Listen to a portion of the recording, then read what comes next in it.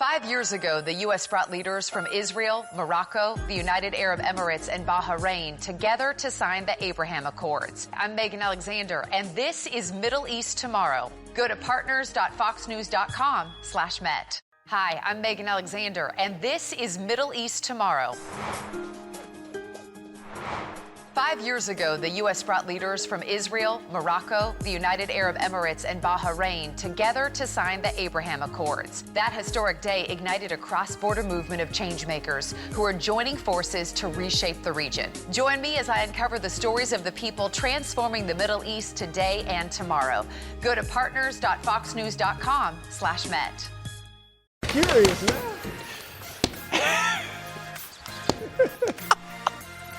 I was just throwing that out. I wasn't saying like that was right. I wasn't thinking that was right, but I have no idea. Well, You got to tell the story. The story is this. My son found a pair of antlers yesterday, and we ended up giving them away, and we were researching about antlers. We were learning a lot, and one of the questions was, what are antlers made out of? I was like, cartilage? Bone, and it turns out the answer is bone. Bru's answer, it was a toss out, just, hey, wood. I mean, But that's as good as anything. I don't know. It'd be different. Trees. It'd be difficult. But I did get the bone marrow. Yeah, well, yeah, you got bone, yeah. whatever. You know what? It was just, if it was baseball, strike one and then get it out of the park. Right. Exactly. First hour of First Things First today, a special conference championship edition of Most to Gain, a Friday staple. And as you know, you can't have flowers without some rain. Who has the most to lose is Michael Jordan. He's not on there. There's no question he's on. No, I get it. You got to sell it. No Jordan this time. I'm telling you, he's not on there. You said that last time, and he was number 2. Is anyone number 23 on either team who can have a great game? Meanwhile, Lakers lose again.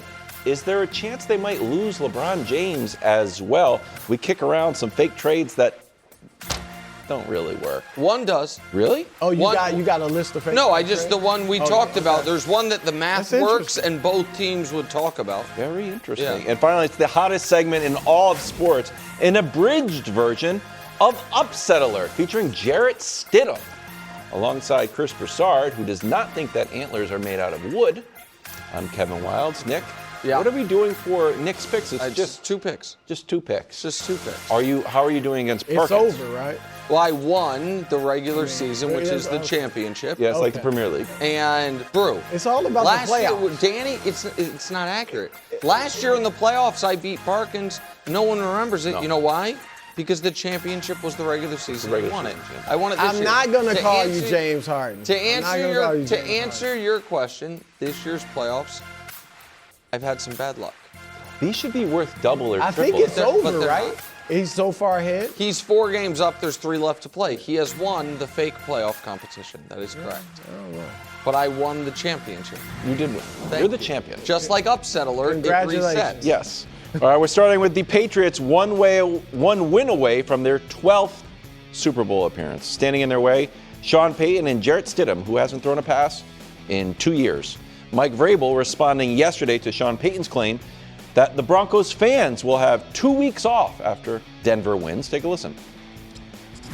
I think we're plenty motivated for the game. I think that our players are continuing to build confidence through the week. So I'm really excited to go out there and play.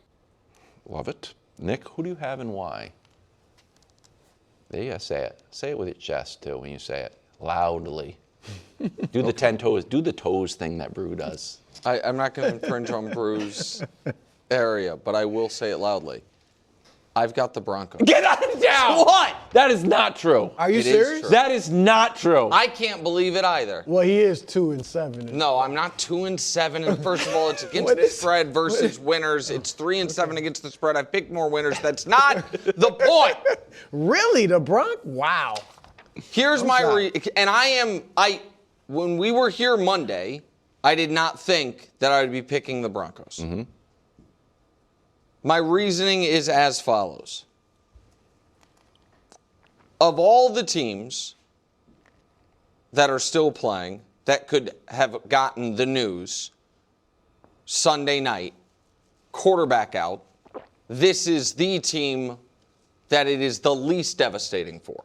Now, that's not necessarily a reason they're going to win, but that is, I think, objectively true. Sure. This is the team most equipped to deal with it. Of all the coaches who could have been told, you're going to have to play a backup quarterback in a big spot, maybe in the whole league, certainly right now, left in the playoffs, Sean Payton is the one most prepared for it, with the possible exception of our pal Kyle Shanahan, who did it this year. But Sean Payton, when he had Hall of Famer Drew Brees near the end, when he had to go to a backup quarterback, he, in small doses, we can show it to you, was able to get more than competent play out of those backup quarterbacks.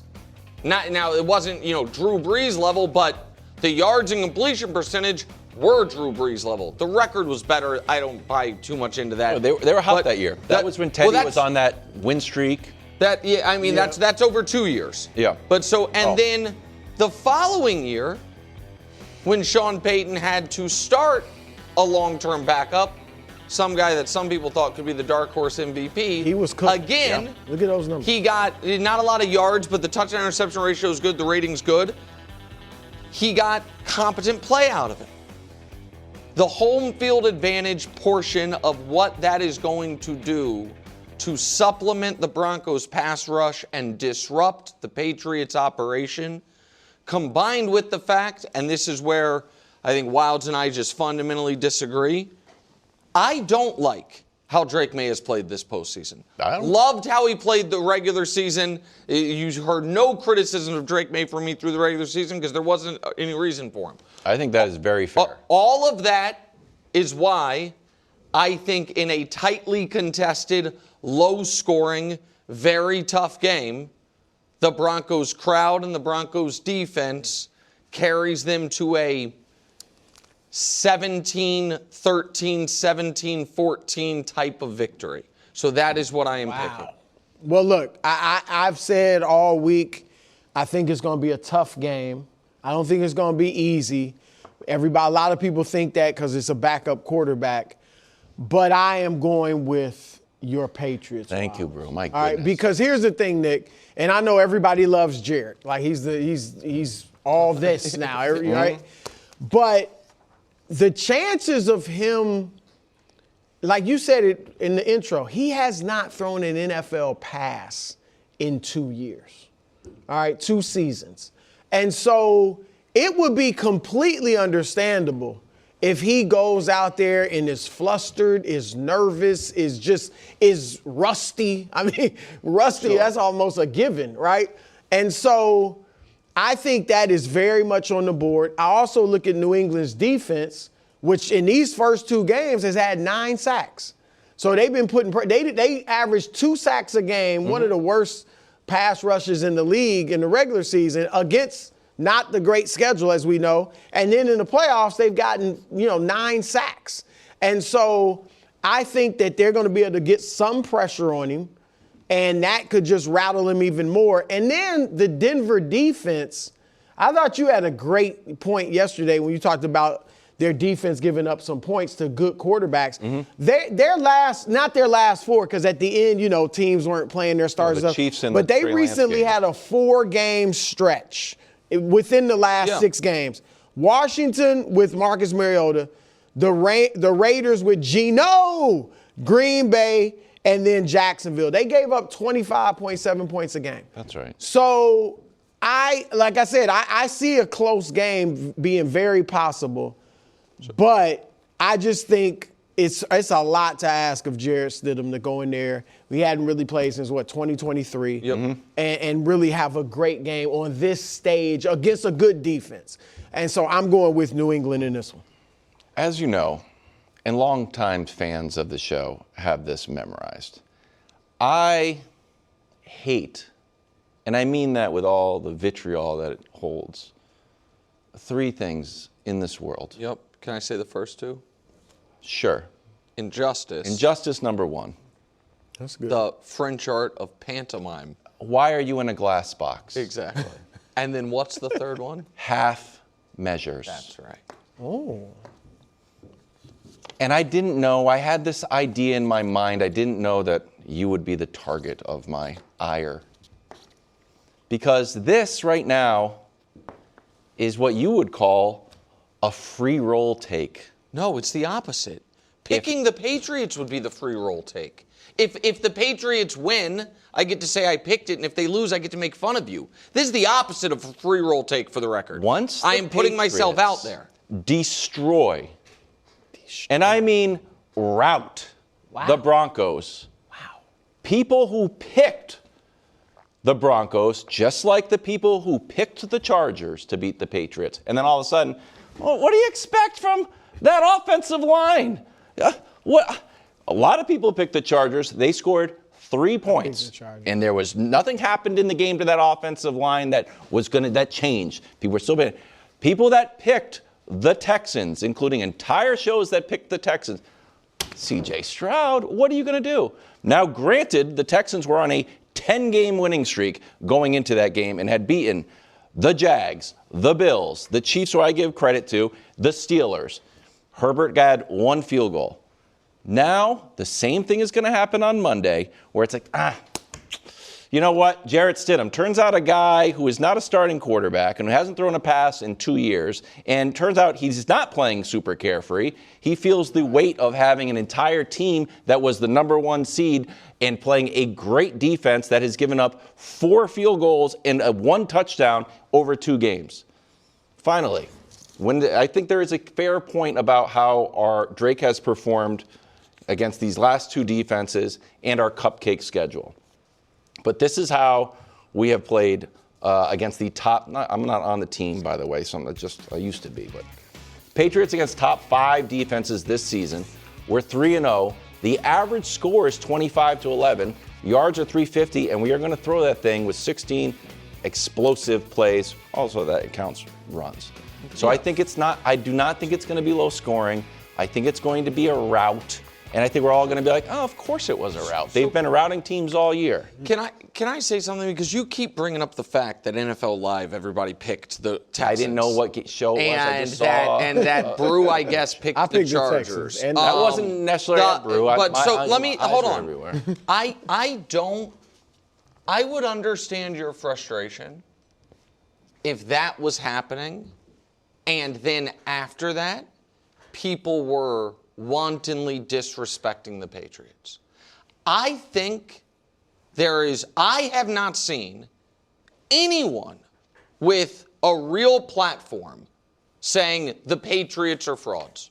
I haven't seen it. I see before the playoffs, people point out that their path to the 2 seed was the softest schedule in, a quarter century in the league. Absolutely. I think that's questioning whether or not they were going to, that if they played the Bills, were they actually better than the Bills?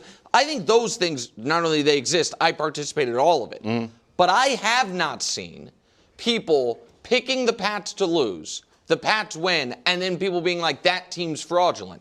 And I, right now, this moment, am not picking the Broncos because I think the Patriots are fraudulent. I am picking the Broncos because I have been beaten damn near into submission by the Broncos' ability to find ways to win games and how good they've been at home. So I want to make it very clear, I do not think Jarrett Stidham is as good as Bo Nix. Certainly not as good as Bo Nix was playing at the end of the year and in the playoff game. But I think he might be as good as rookie Bo Nix, who went 6-2 in this stadium at home with Sean Payton. I think he's probably better than Taysom Hill, who won the majority of his starts and threw for like 200-plus yards a game with Sean Payton as his coach. So you are correct that Jarrett Stidham has the C.J. Stroud game. I feel like an idiot. And then on Monday, it's like, his backup quarterback had 3 turnovers. What do you want me to do? I'm not saying you would do that, but that comes around. That could happen. But the other reason that I, over the course of the week, evolved from thinking the Pats would win a close one to the Broncos win a close one is, I just asked myself, Do I think Jared Stidham needs to have, what do I think the final score is if Jared Stidham's stat line is 180 yards passing, 1 touchdown, no turnovers? If that's the final score, if that's his stat line, I think the Broncos win. Because I don't think that Drake May's going to play a clean game. I think, and I took more about his quote than you guys did. His quote saying, "You guys know me, I'm going to hunt big plays." I think that was a little young player hubris, given the circumstances and given the nature of a road that's playoff how he plays too, though. Right, but I don't blame him for saying that. And so I just want to make it clear. This isn't me saying the Pats are fraudulent. This is me saying. It feels a little like that, though, because, you are literally picking a backup quarterback who hasn't thrown a pass in 2 years to win I'm picking the number one seed in their building. Yeah, but without their starting quarterback. That is correct. But if anything, it's actually disrespectful to Bo Nix. Because I don't think the injury maybe is as devastating as everybody else. There is, I'll give you some credit, but you didn't mention it. Because I'm big when the Nuggets. Well, the altitude thing. The altitude thing. I'm big on the altitude. I'm less big on the crowd noise. We won every game on the road. But the altitude. I think Seattle, Denver, Kansas City are the 3 hardest places to play in this league. This is one of them. So that's easy W. On to the NFC. Rams in Seattle Sunday at 6. This one is on Fox. Third matchup. And these teams have been even. Here's Devontae on trying to get over the hump. Take a listen to this. I've been here quite a few times, and I think I've made mention to you guys a few times, forgive me if I'm not smiling ear to ear after the first win or the second win. Just haven't been here so many times and understanding exactly what it takes to, get where we're ultimately trying to go. So it's obviously exciting to achieve, the minor goals along the way that you ultimately need to do to get where you want to be. But yeah, it just feels almost like a mythical thing to me at this point. You do everything you can to get there, and it's been so hard and been working so hard at it. So we're close. We just got to finish it out. All right, Brew. Same question. Who you got and why? Well, let me preface this by saying, and this will give away my pick, but I hope I'm wrong. I hope I'm wrong in this one because I would love to see the top 2 MVP candidates facing off in the Super Bowl. And it's happened 4 times before, so it's not incredibly unique. But it feels like this race was so close. A week before the end of the season, it felt like Drake May, he was odds-on favorite, right? Favorite. He was going to win it, and then Stafford took it away again, we think. So I'd love to see the Stafford-Drake May Super Bowl, all right? But I think Seattle's going to win the game. And, Nick, I think they're the better overall team. Now, if you just go down the roster, you can find ways to say, well, the Rams are better. Look at these guys, right? But when I look at those 2 games and I see that Seattle lost the turnover battle 7-1. Yeah. And there was 1 point difference between the 2 teams in the 2 games. Seattle lost the first game by 2 points with their quarterback throwing 4 interceptions and then won the second game by a point. Still, the quarterback threw 2 interceptions. They lost the turnover battle 3-0, and they still won. So I think Sam Darnold's going to play a clean, maybe not a totally clean game, but I don't think he'll have multiple interceptions. I think he may have 1 interception, 1 turnover, whatever. But I think he'll be relatively clean. And then I think because of that, they'll be able to win this game. And that Rams defense, Nick, I know it was strong early in the season. Lately, last 6 weeks, they've given up 31 to Carolina twice. All right? Detroit put 34 on them. Seattle, 38. Atlanta, 27. And these were games they were trying to win. Mm-hmm. And then on top of that, I don't think Stafford's been great in the playoffs. Now, he might be great in this game. And he was great in the second game against the Seattle, and they still lost. But in the playoffs, he's got 3 touchdowns, 1 interception in 2 games, and a completion percentage of just 52%. I know he threw for 300 yards against Carolina, But overall, and all his touchdowns and interceptions came against Carolina. Right, The exactly. Bears game, he had 240 yards, but completed 48% touchdown, of his passes. right. Yeah. So I just think that he hasn't been himself in these playoffs against worse defenses than he's about to face. And I just think Seattle has shown in those two games they're the better overall team. Mm-hmm. These two teams played twice. In the first meeting, the Rams led after the first quarter, the second quarter, the third quarter, and the fourth quarter. In the second meeting, the Rams led after the first quarter, the second quarter, third quarter, and then there was a punt return, and things got haywire on them, and they lost. And Seattle had a miraculous comeback, and I think it's fair to call it miraculous because of the 2-point conversion play involved. Yep.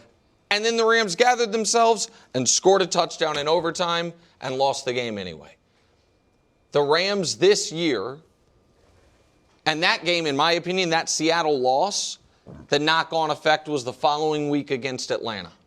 And other than that, their losses this year are a blocked field goal to Philly, overtime to the Niners, by 3, and the Carolina game. I feel like the Rams have been the best team in the NFL all year.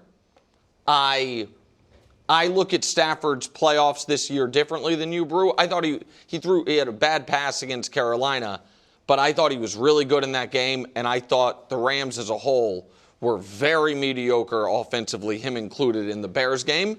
But I don't look at it as like a bad playoffs as much as a bad game against the Bears they got away with. He just hadn't been and MVP level. Stafford, but for the totality of his time in the playoffs with the Rams, has been an all-time great. As far as if you were to say, and if we show his playoff numbers since he got to the Rams, the only quarterback who's been consistently better than Matt Stafford in the playoffs this decade is Patrick Mahomes. Also the only quarterback with more Super Bowl wins than him this decade, Patrick Mahomes. And I trust him and I trust McVay. It's just one. What? Super Bowl wins. What do you mean? First, I'm just saying Stafford's got one. Yeah, but I understand. My point was he has been, aside from Mahomes, nobody's been a surer bet over the last 5 years in the playoffs than Stafford.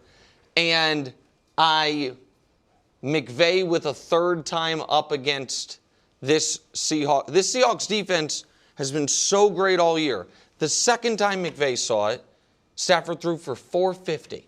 Yeah, that's. And so I do believe the winner of this game is going to win the Super Bowl, but I believe the Rams are the better team. I wonder when Coach is going to come out in about 15 minutes. I'm going to ask him, does the 450 yards benefit McVay? Does he have or does it benefit the defense? Remember what we were doing when Stafford threw for 450? We cannot do that. That's a good question, Or does McVay need to have a whole nother chapter? More on this game in about 12 minutes. Seahawks defense wins championships. Latest, but we're going to talk about basketball when I have the next time. Lakers lost to the Clippers, 3-6 in their last 9. Latest loss on the heels of a Baxter Holmes article, which outlined some Bust family dysfunction and a deteriorating relationship between LeBron and the front office. Here's LeBron on his relationship with the Lakers, past and future. Take a listen. I thought it was good, but somebody can see it another way. So it's always two sides of the coin. So like I said, at the end of the day, how I represented this franchise and what I wanted to do to represent this franchise. So when I got here till now, it's been with the utmost respect and honor and dignity. Is this where you want to finish this season? I'm good. I'm good. Last two. Everybody's crazy. Everybody's crazy. I'm gone. See y'all later. Your reaction to that? Well, great piece by Baxter Holmes, and the piece is not about LeBron. The piece is about the Bust family, and everyone should read it. It's a lot of work he put into it. But the section on Jeannie and LeBron starts with this, and this is where I just want to focus for a moment.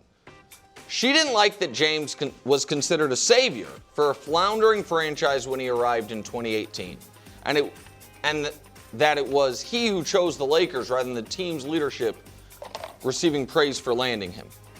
So I just want to address that very quickly. Tough one. Because it's a little complicated. Yeah.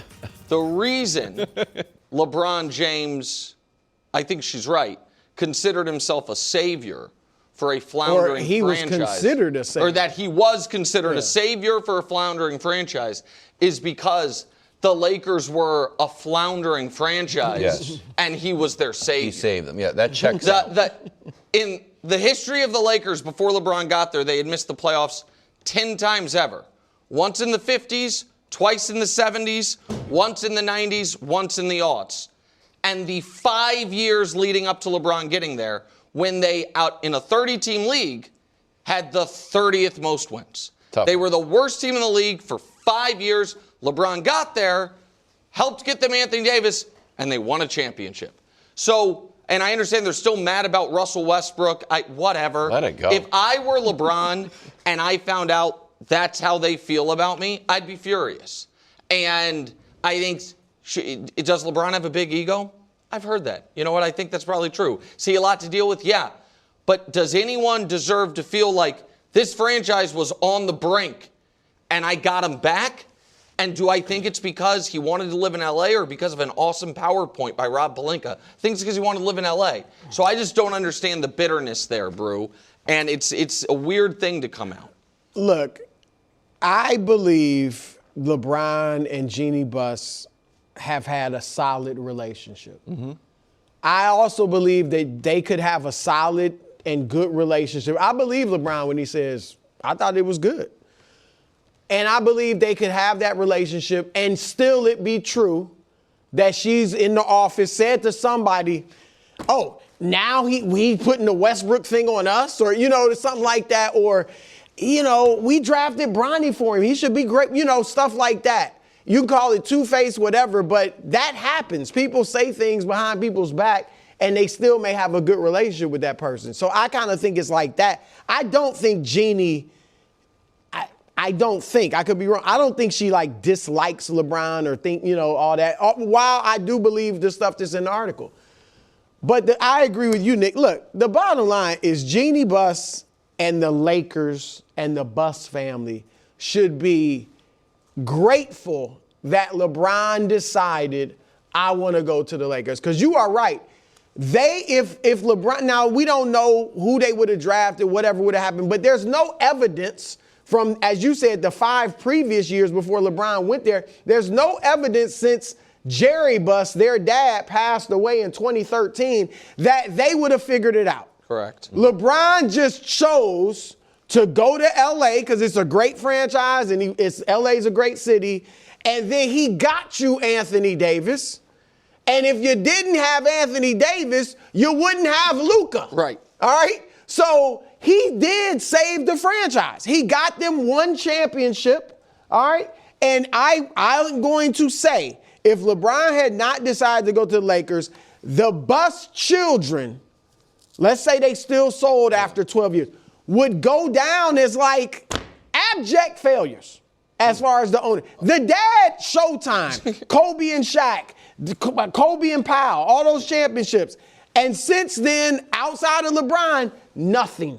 Yeah. All right, so they are lucky. You look at Jeannie and the Buss kids, but particularly Jeannie, as she got him a championship. She did a good job. Right. And if he wasn't there, you wouldn't be looking at it like that. We got to go. Most to Gain next on FS1 on the Fox Sports Channel on Sirius XM.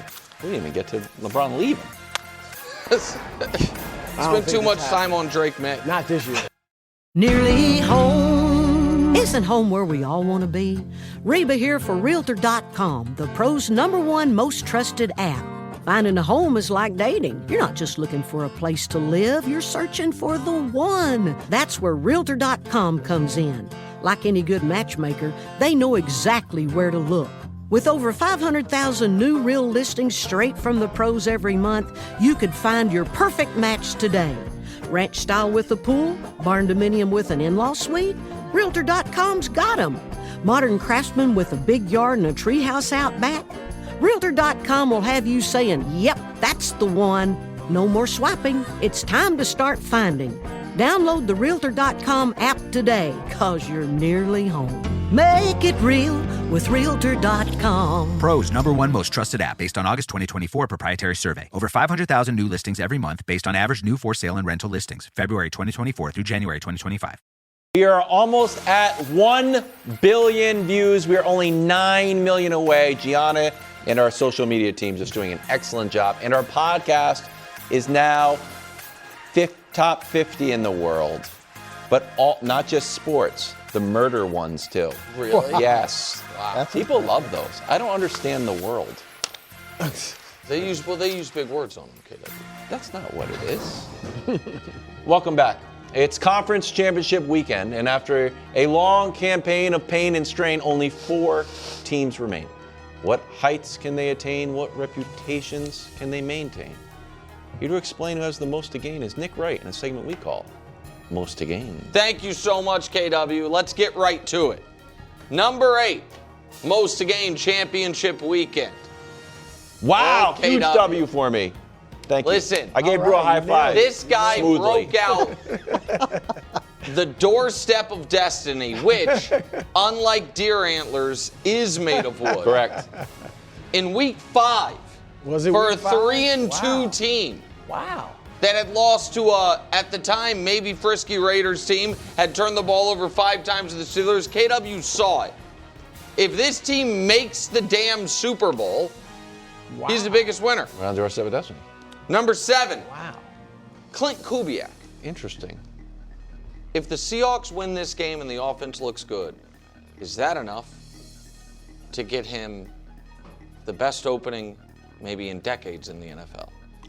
Head coach of the Buffalo Bills and Josh Allen. And I think, I saw today the Bills, they're interviewing Phillip Rivers. Well, I thought that was a... It feels to me like they might be, bringing a lot of people in with their eyes on someone who's coaching this weekend. I just thought it was another one of their well-thought-out plans. Yeah, it might be that. It might be that as well, Phillip Coach. Rivers. But what? Clint Kubiak, Jesse Minter Yep. was the young defensive mind of the cycle. Clint Kubiak seems to be the young offensive mind of the cycle. Minter got the other gym job in Baltimore. I wonder, and if it's not Buffalo, there's still other openings. Number 6, Devontae. I know that we know this, but it still is surprising. He's never played in a Super Bowl. It feels like he was in Green, like, oh yeah, Devontae was there when but no, he wasn't. That was Greg Jennings, gosh darn it, making all those catches. Devontae learned from Greg Jennings how to do it. I don't know if Good that's job, Greg. But Devontae's an all-time great player. I don't think that's an overstatement. And he has not played not only in a Super Bowl, but in a bunch of conference championship games. And so this is an opportunity for him to play in his first Super Bowl. Number 5, pardon me. Listen, man. The reason they call me Mr. Consistency is even when I have to wear it and and be like, I was wrong, I do it. Sean Payton did a whole bunch of talking before the year. And I said it was a whole bunch of nonsense. I even made fun of colleagues of ours that are friends with him. I was like, I know he's good to have a beer, but you don't have to listen to him. Yeah. Okay, well, they're a game from the Super Bowl. So, and I'm picking them to go to it, and even though they have a backup quarterback, and it's because I think he's going to be coaching. He's that well coached. No coach ever has won a Super Bowl with 2 different teams. You got Danny Parkins in the overtime saying, if the Broncos pull this off, Sean Payton moves past Parcells and Walsh on the all-time coaching list. Now, that's too far for me, but you win a Super Bowl, the second franchise, the backup quarterback, it's something. Sean Payton, number 5. Now to the quarterbacks. Number 4, Matt Stafford. They make this Super Bowl. You look at quarterbacks the last quarter century, he's Stafford versus guys like Big Ben, or a guy like Big Ben starts to become a really interesting conversation. We talked going at the midway point of the season, I think he was an underdog to make the Hall of Fame.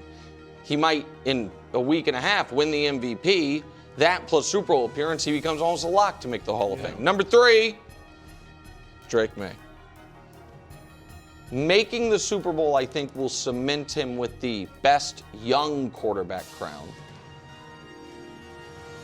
And he might have an opportunity to just say, why don't we take Young out of that phrase?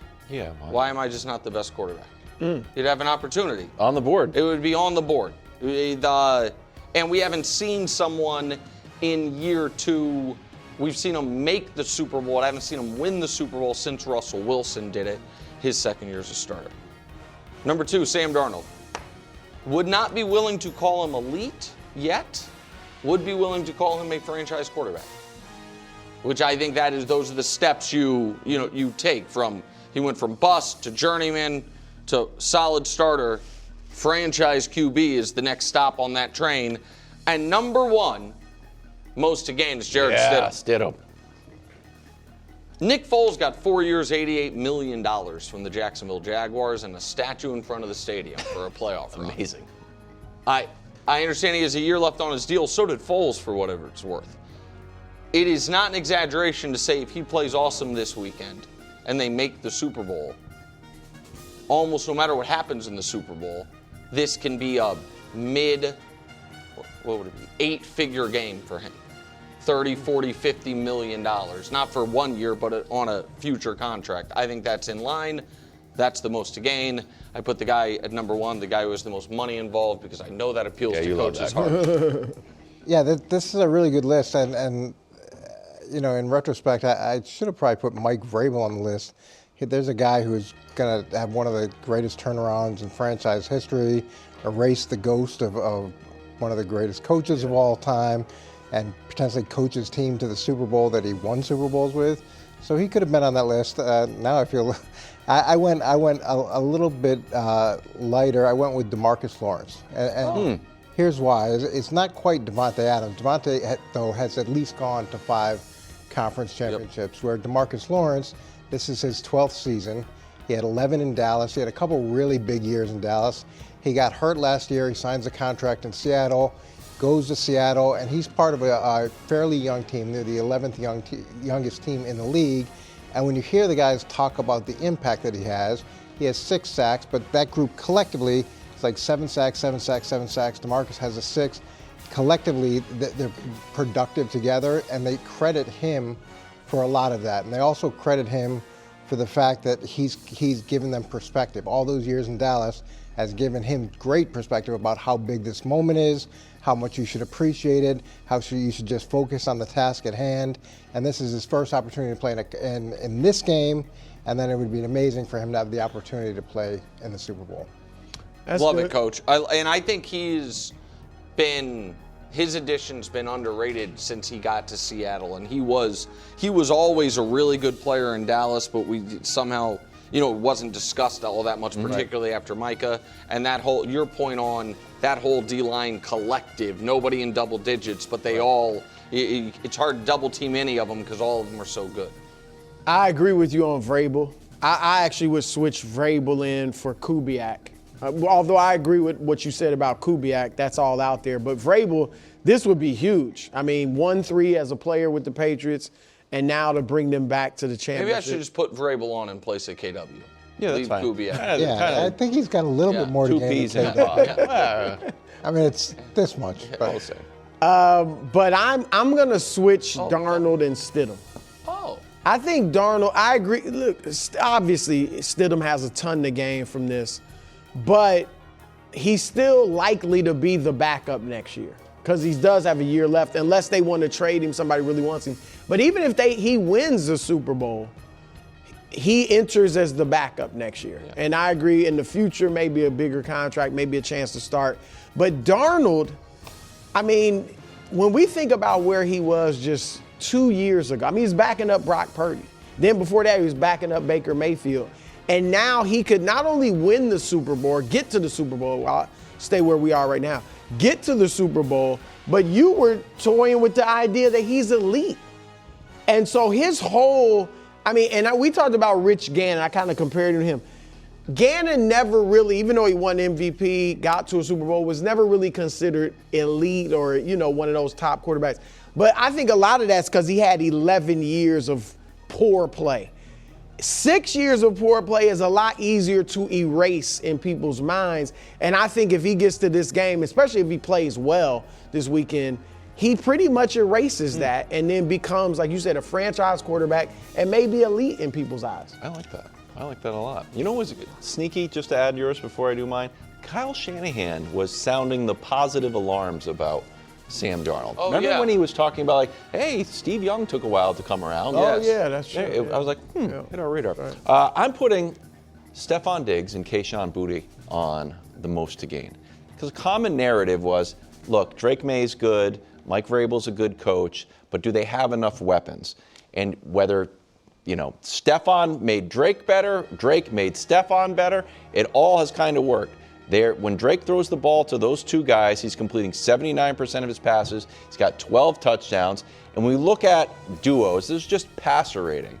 Wow. Drake to Stephon and Kayshon, it's at about 125. It's better than Stafford and Puka and Devontae. Now, these aren't counting numbers. It's just passer rating.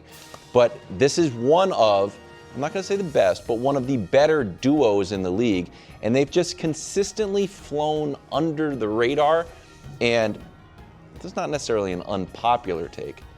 But when you look at Drake's spectacular throws, a lot of them are because they're spectacular catches. That game could have gone very differently if Kayshon doesn't make that catch, and if even Stephon's catch in traffic, that one's a field goal, one's just a drop, and nobody would fault anybody. Hey, good ball, didn't happen.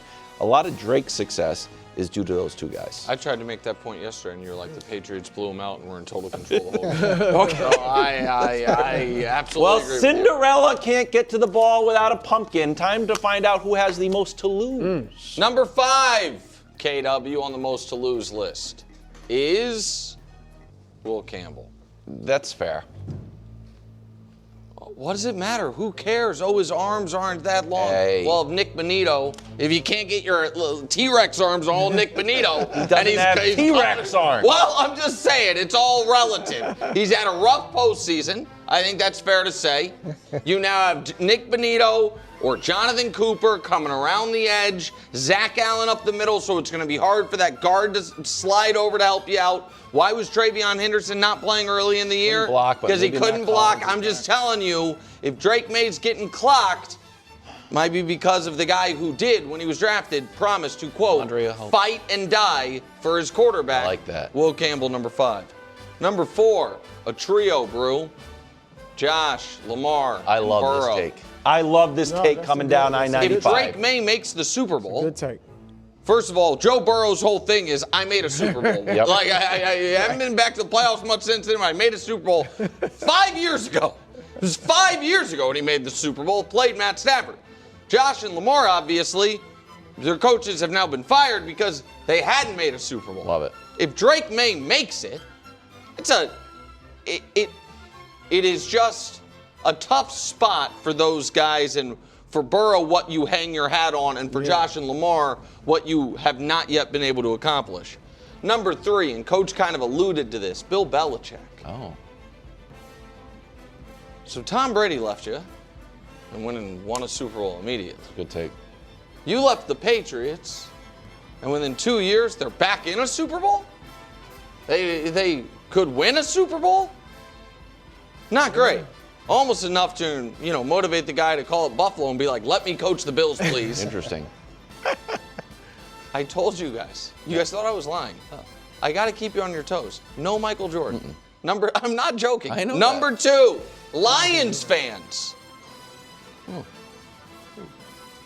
Matt Stafford leaves you, and all of a sudden people are like, is he one of the 10 greatest quarterbacks ever? Tough one. Goes to multiple Super Bowls, wins a league MVP. And Lions fans, even after Stafford won the Super Bowl 5 years ago, Lions fans were like, win-win. That trade, and by Lions fans, I mean, KW was one of these people like, no, that trade was great for both sides. Yeah, it was. Was it? Okay, well, yeah. We at could that say it was time- great for both at that sides, time. but if the guy you traded away ends up winning Another 2 one. Super Bowls and you just missed the playoffs, and don't show this next one yet because It's Michael Jordan. I swear to you it's not Michael Jordan. It's going to feel mean, and I don't mean it to be. I sent out a very earnest tweet about this person Sunday night or Saturday, whenever it was. But the most to lose, number 1, is Bo Nix. Because if you can reveal it now. I know Bo Nix is rooting for his team and his teammates. but Bo Nix, whose approval rating when he walked off the field in that divisional round game was 100% in Denver, and the highest it had ever been outside of Denver. It becomes very weird if Jarrett Stidham wins the next 2 games. Carson Wentz was about to win league MVP, right. and gets his leg broken, never the same. and then it just, the human condition is not equipped for that type of scenario. So I'm not. This is just pure analysis. I actually feel badly about it, but I have to be honest. I think that Bo Nix is in a rough spot if Jarrett Stidham just goes on a 2-game winning streak right here. That's most to lose. If he doesn't play well, and look, I mean, deep down inside, Nick's probably wants him to win without Jarrett playing well. Just being okay, right? Playing great defense. Right. And if they win that way, I don't think it's as bad. Yeah, but if Foles Stidham goes out there and balls, Yeah. And I just add one more thing about Bill Belichick. Yeah. If you see how the Patriots are really better than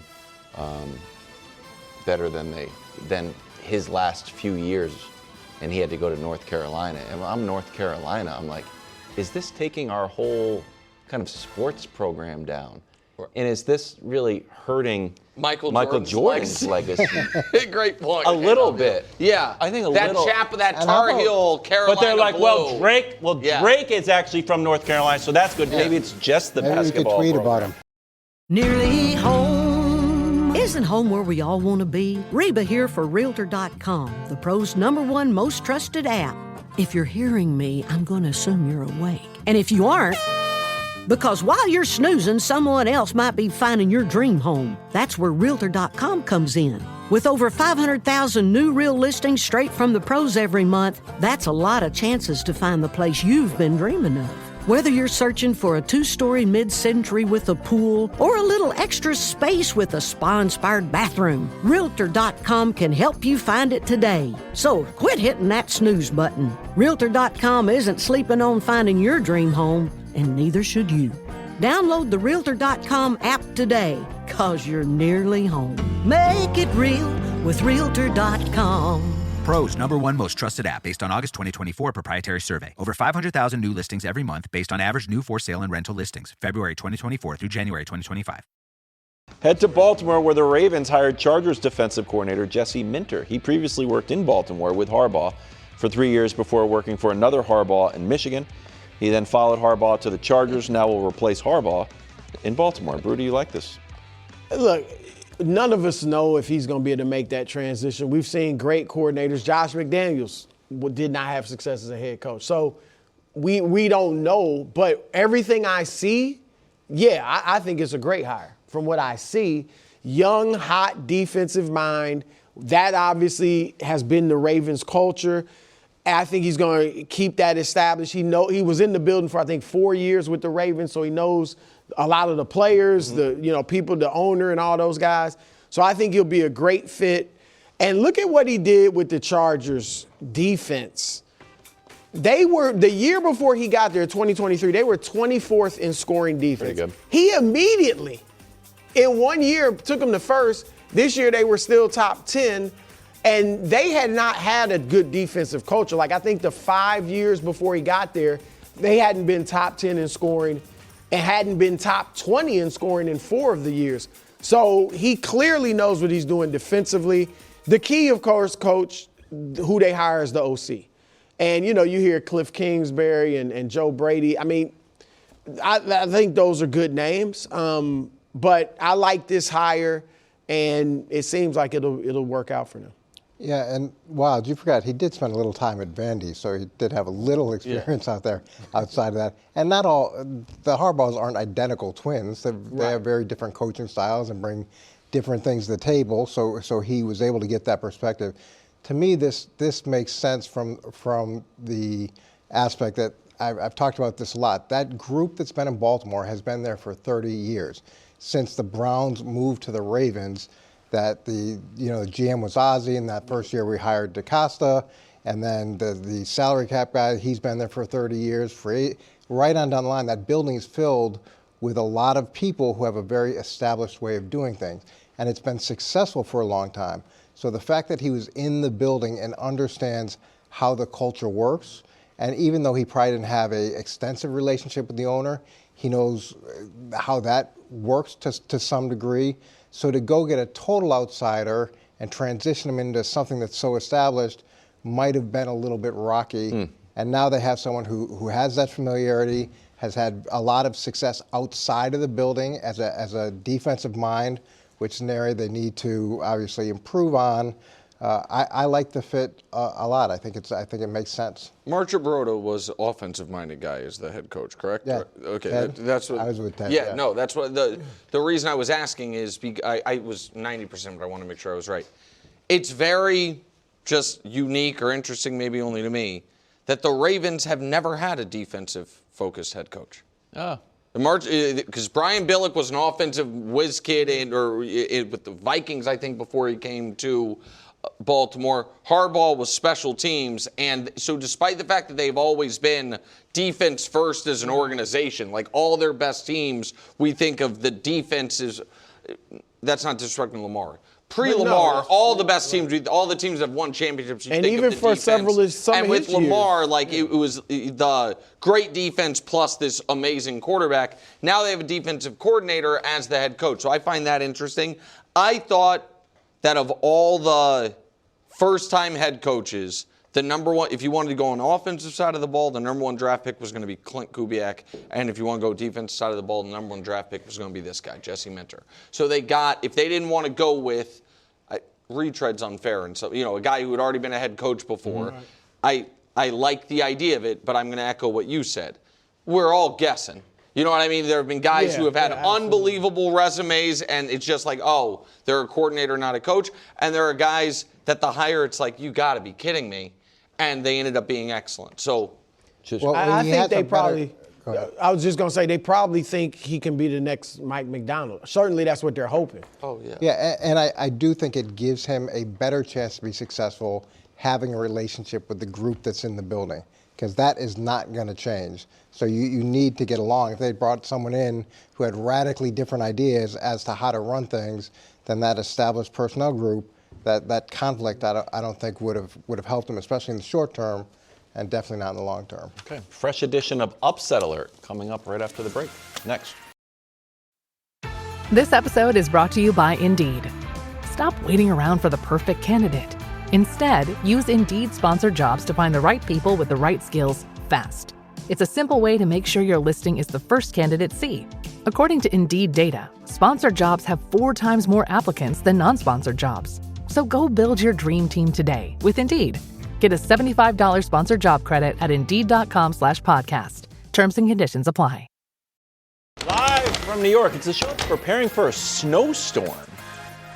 Are you prepared for the snowstorm? I don't know how, I'll be totally honest. I don't know what people mean when they say prepare for it. Well, do you own a shovel?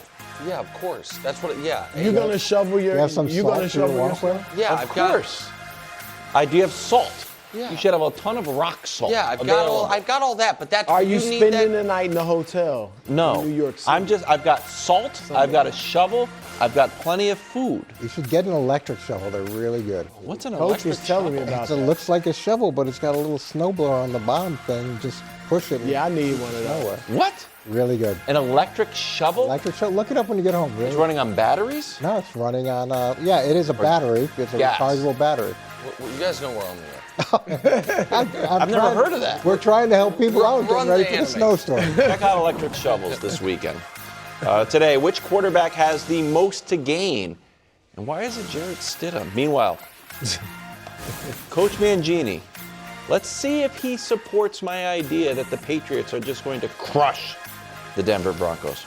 And that's the game we're going to talk about right now. Patriots 4.5-point favorites in Denver.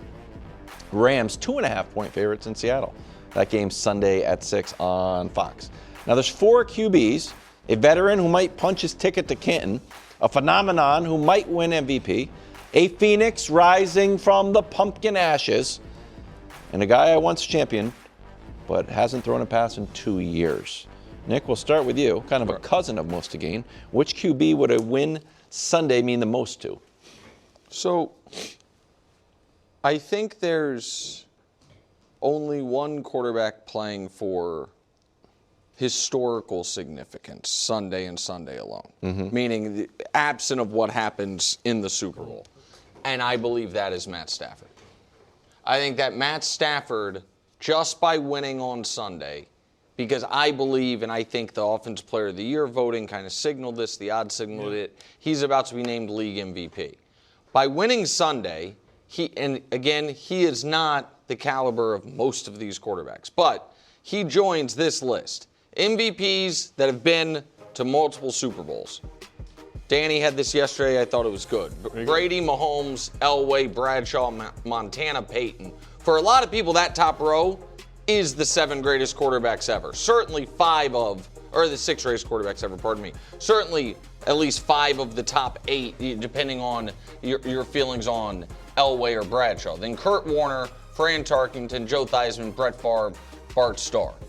I think that if he wins this weekend, Coach, and I'm right that he's going to win the MVP, when we talk about quarterbacks this century, Brady, Mahomes, Manning, Rodgers, to me, are clearly the 4 best. He then is in the argument along with Breeze, Big Ben, and himself, I guess. Like that to me is, if we were to say the 5 best quarterbacks of the 2000s, he then joins that discussion. I don't think, I've never looked at it like that. I mean, because Favre, Favre is to me a 90s quarterback. Elway obviously retired in 99. Like so for me, like that is, he becomes historically significant. Can you run through it again just because I was trying to do the math? Quarterbacks of the 2000s? Yes. Brady, Mahomes, Peyton Manning, Aaron Rodgers. Okay. And I think for most people after that is Breeze or Big Ben. And I don't know how you want to split Kurt Warner, but I think Warner's probably beneath those guys anyway, with respect to Kurt. Stafford making another Super Bowl, winning league MVP, having these sick playoff numbers the moment he gets out of Detroit. If we show his playoff numbers, Coach, he's been for now a half decade the second best playoff quarterback in the league. He's second or third in basically every category behind just Patrick. And so I think Stafford's my answer. The thing that I can't get my head around, though, with him is when you talk about Breeze and Big Ben and all those other guys, they changed the franchise they were with. They elevated the franchise they were with. How bad Detroit had to be for him not to elevate that franchise? And I argue that Big Ben didn't elevate that franchise was excellent. His first year there as full-time starter, they went 15-1. I know they lost to us. I know, but but Coach, but that was he was a early on they were already replacement level young quarterback that the team was good enough to go 15-1. I don't want to say despite if they want to take him out, but Breeze definitely elevated.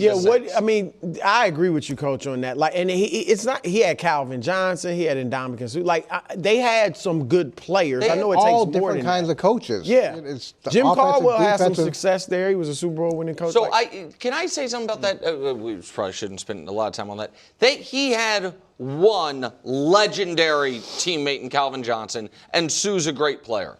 I do not think, though, that those Lions teams, those teams underachieved. Those teams had a ton of talent. They did make the playoffs, 4 times? I know that's in 12 years? Right. I mean, Calvin was great, and Suh's a great player, but that was, to me, a dysfunctional franchise. You're right, he couldn't lift it, and Breeze lifted the Saints, but would Breeze have lifted the Saints if he wasn't there with Sean Payton?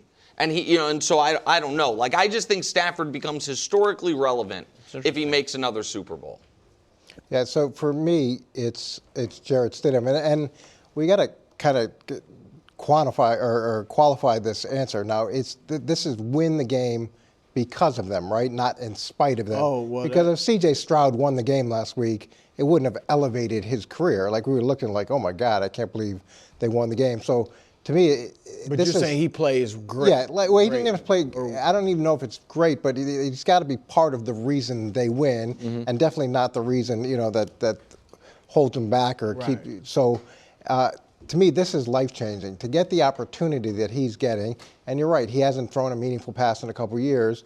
I went back and I watched the 2 games that he played in 2023 last night, and it wasn't bad. It wasn't bad. He was able to run the operation well. There was shifting, there was motioning, there were checks at the line of scrimmage. There were, I'd say, not a ton of wow throws, but there were some really good throws. There were a couple times he put the ball in danger on deep throws down the field, but they were willing to take those shots with him. The curious thing about him is there were 3 times in the goal line where they had problems: a delay a game, a false start, and a fumble in the 2 games. But that was the only time operationally where it didn't look right. So I understand why Sean has confidence in him based off of just watching that. He's not going to be able to run like Bo Nix. He doesn't have that same sort of escapability, but it's not terrible. It's not great. It's not terrible. But for him to go in this moment with this amount of pressure without practicing and then win the game, that changes the whole equation for him moving forward for any franchise looking at who could be the next Sam Darnold, who could be the next guy that maybe was undervalued but has a potential to be something special. Well, I think certainly if, like you made the stipulation, he plays really well. Like he's a part of why they win. They've got to be part of why they win. And so I'm glad you put that on it, because I'm saying Darnold, and that's the thing. If Darnold not just wins but like plays really well, then I think for him it rewrites his entire legacy. This is a guy who obviously was viewed as a bust, who was drafted ahead of Lamar and Josh Allen. So it was like, that makes it worse, because it's like you could have had one of these 2 guys. And so he's still young. He's 28. So this could really kickstart who knows what, the future, because his numbers are good overall the last 2 years. I got a graphic later about he has struggled the second half of the season, but overall his numbers are good. He's obviously won. And if he gets to the Super Bowl, I mean, you talk about, and I think, Nick, you said it was hard on one of the teams in the must win, and you are more to gain, more to lose. But the Lions, you said. Oh, yeah, Lions fans. With Stafford. The Jets, you bottom out so you can get that quarterback. Maybe they had him and didn't know what to do with him. Before we get to upset alert, I'd like to just say something controversial. I've been accused of being a homer because I root for the Patriots, and that perhaps some of my analysis is colored by the fact that I grew up in Connecticut and went to the old Foxborough Stadium, Sullivan Stadium. 99.999% of me is rooting for the Patriots and Drake May. This guy is unbelievable. But a small part of my heart. I hate him so much. A small part, a very small. It's small. And I'm a fan of sport. If you want to accuse me of being a fan of sport, lock me up and throw away the key. And if I was in communist Russia, watching the game in Lake Placid, part of me would say, comrade, pretty sick. Pretty great story these college kids pulled this off. I'm rooting for very small, but there are a few cells in my body that are rooting for Jarrett Stidham. Part of me, as I've said it several times, once a Patriot, always a Patriot. You gave him the nickname, right? Also, Jarrett the classic Javelin? too. A classic. I mean, But that is a horrible loss for you guys. It would be mortifying. Yeah. That would be just a mortifying miracle on ice type loss. But this is what you want. Correct me if I'm wrong. You would like Stidham to go out there and play great. No. And you win. Patriots win, but Stidham is like, wow, he's really a good player. No, I actually want it to be a 28-0, which I am expecting maybe 28-3. But if there's some miracle on ice moment, there is a small part of my heart that will say, Stiddy. That's right straight from the Mara Fair. You don't get more fair than that. You're rooting for the Broncos. What are you talking? I'm not rooting. Time now for the hottest thing. I'm rooting for the snowstorm to cancel the game. But it's upset alert. Okay. First, the standings. Not great for you guys. What are you talking about? Well, I mean, you got 1 point last week, KW. You got to cover with Chicago. I got it. Brew had the Niners It's been catching 7. It's just been a rough He year needed to be overall. catching 36. So that wasn't enough. Coach, or Greg, I should say, had Houston +3. I could have mean, seen the that. defense was trying to give it to you guys. So we go into this weekend. It's anybody's game. Yes. Seeing as This worth two? nobody. It's not really anybody's game, though. Why? Because really, I think only Kevin and I can win. Why? I don't think Brew can win. Why? Because if he chooses, Oh, I do have the same. depends on who he chooses. But if he chooses the same pick as either one of us, he takes point. himself out of the mix. And there's only 2 games. Okay, here we and go. 2 upsets. Let's. Yeah, I'm going Rams. I'm going Rams on this, and Stop with the Darnold pun. Sorry, Coach. Getting That's not direct Darnold today. winning We upset always are alert. talking Good about job, Coach. Darnold. Go ahead, as Sorry, you were. keep it continue. Ramsey's been trying to get Darnold in for quite some time, and we finally were able to do it. And now you're Getting Darnold winning upset alert. yeah. So when you look at this and you look at the production that Stafford's had against this defense, and the production that he had against this defense in Seattle, I think that's not going to change. And they haven't been able to get to him in either of the 2 games. He's got 0 sacks. And then on the flip side of that, with Sam Darnold, it hasn't been very good. It's been, 2 touchdowns, 6 picks. That's problematic as well.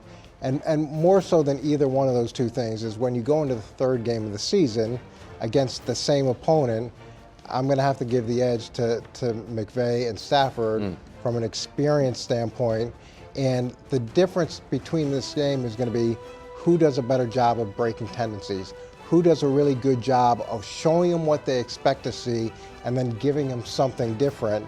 And I would imagine that McVay probably has the edge there for the Rams, and that's why I like him. Be worth 4.5, Coach. I'm rooting for Excellent, Coach. you. No, it'd be worth 5.5, partner. 5.5. That's easy. Yeah.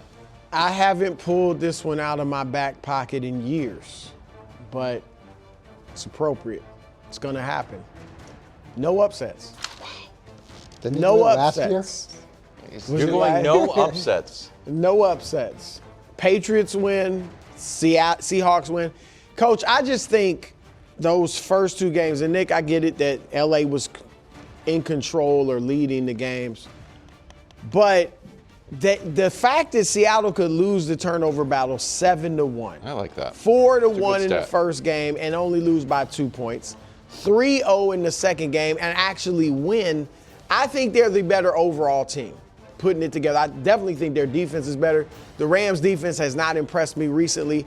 And Stafford hasn't been bad in the playoffs, but he hasn't been what he was in the regular season against 2 lesser defenses. So I see Seattle winning this game. And I think Darnold will be clean enough. 1 turnover probably.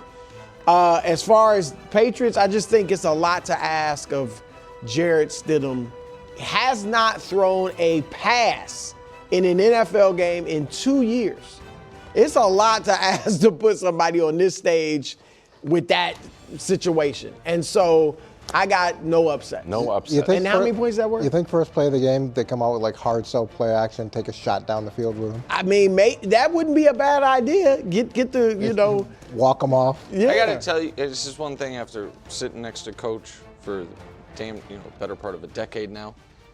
I hope Coach does this forever, but there's plenty of teams that could use Coach's brain being involved in their organization. Mm-hmm. If Coach ever goes back to another team, the first game that he's involved in, you better be damn sure they are running hard sell play action. Nobody loves hard sell play action to start a game more than Coach Eric Mangini.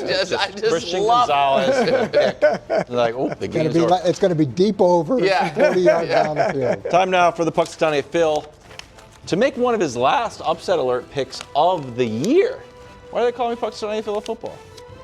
It's because I live in a log and I'm covered with fur. This is a real test of one of my favorite sayings: defense wins championships. Oh. Much like Chris Broussard, who I've learned a lot from, I too am saying no upsets. Zero upsets. Wow. Defense carries the day. Dusty, can we show my defense wins championships and the conference championship graphic? Patriots and Seahawks combined production this postseason. There have been 36 drives. There has been 1 touchdown, 6 takeaways, and the passer That's rating. a 9, actually. 9 takeaways.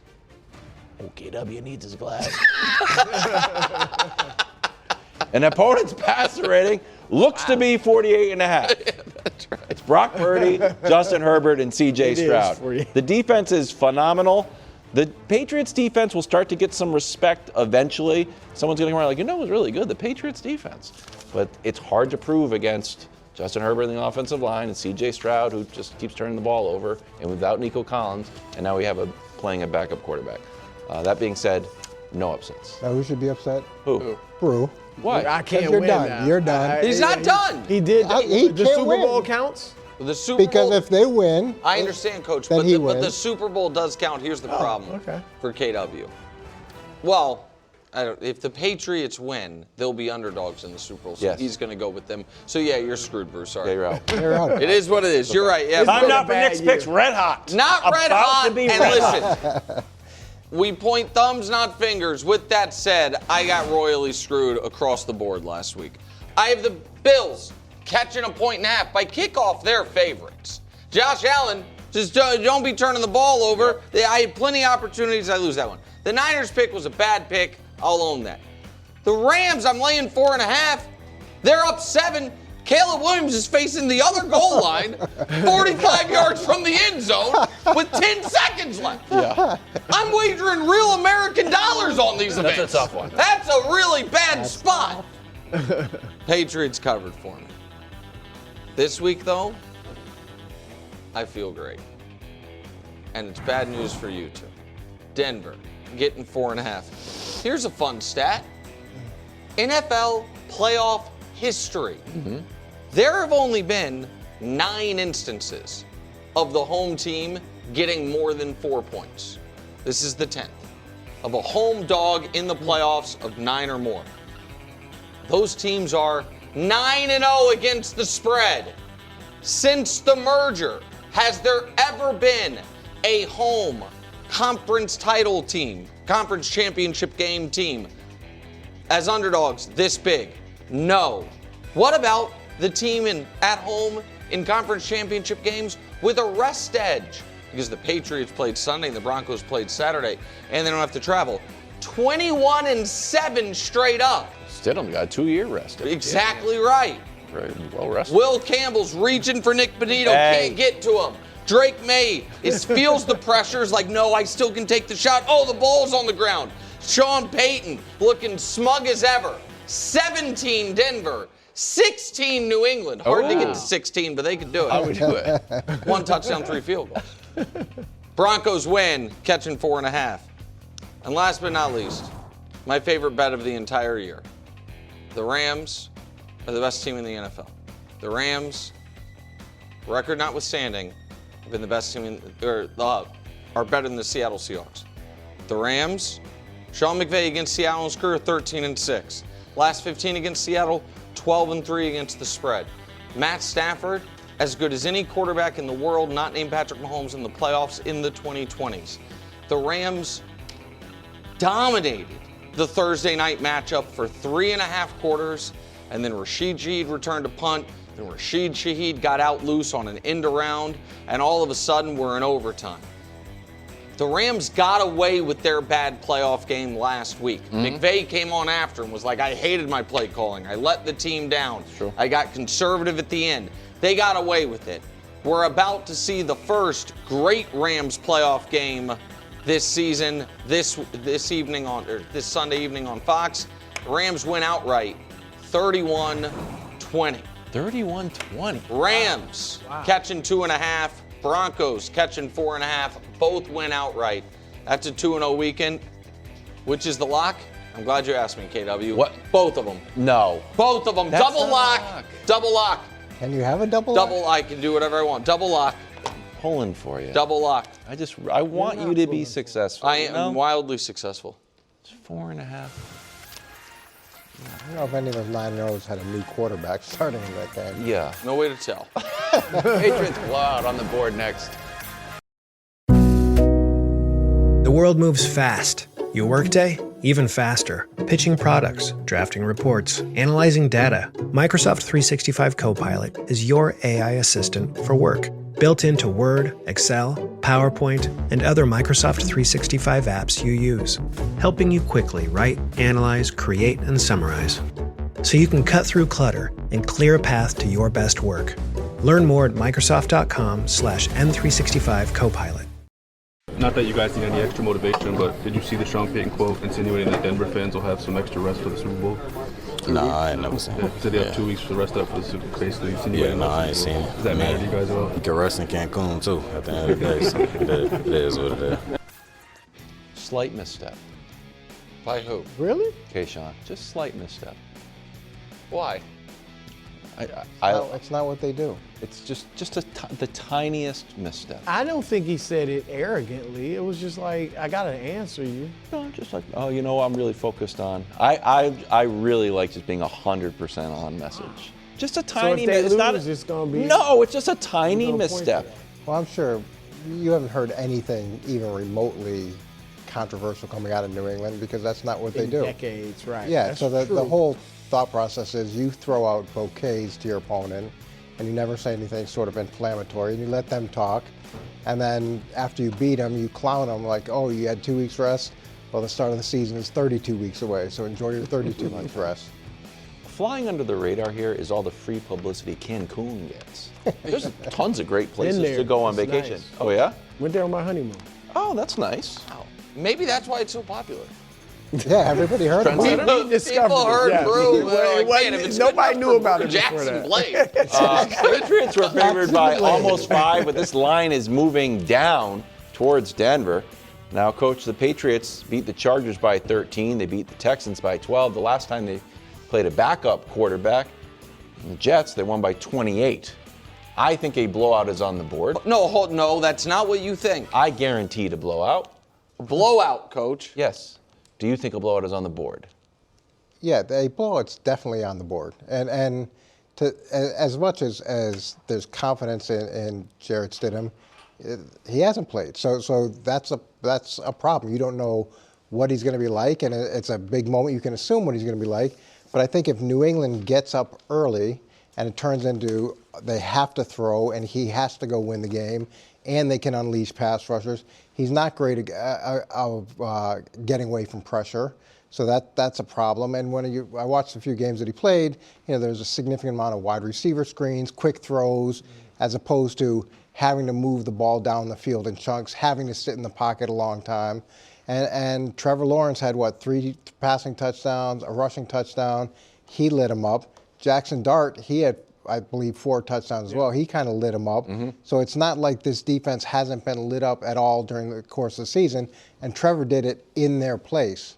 So, yeah, I wouldn't guarantee it, but to say it's on the board, yeah, it's definitely on the board. Yeah, and by the way, while you were talking, Coach, America saw Broncos plus 4.5 were part of Nick's picks, and they were like, I got to get in on that. That's so true. much so it is now Broncos plus 3.5. The line has moved a point in the last hour or so since we were on the air to where the Patriots are now only 3.5-point favorites. Now, still, road favorites in a conference championship game is incredibly rare. Yeah, isn't that worth like 6? Doesn't our road team or home team get 3? No, you get 2.5 for being at home. So it'd be a 5-point swing if we're in New England versus in Denver because you get it in both directions. But regardless, I do think a Patriots blowout is on the board. Okay. Because it is certainly in play that Stidham is awful. Absolutely. Like it's the. Do you think it's in play or likely?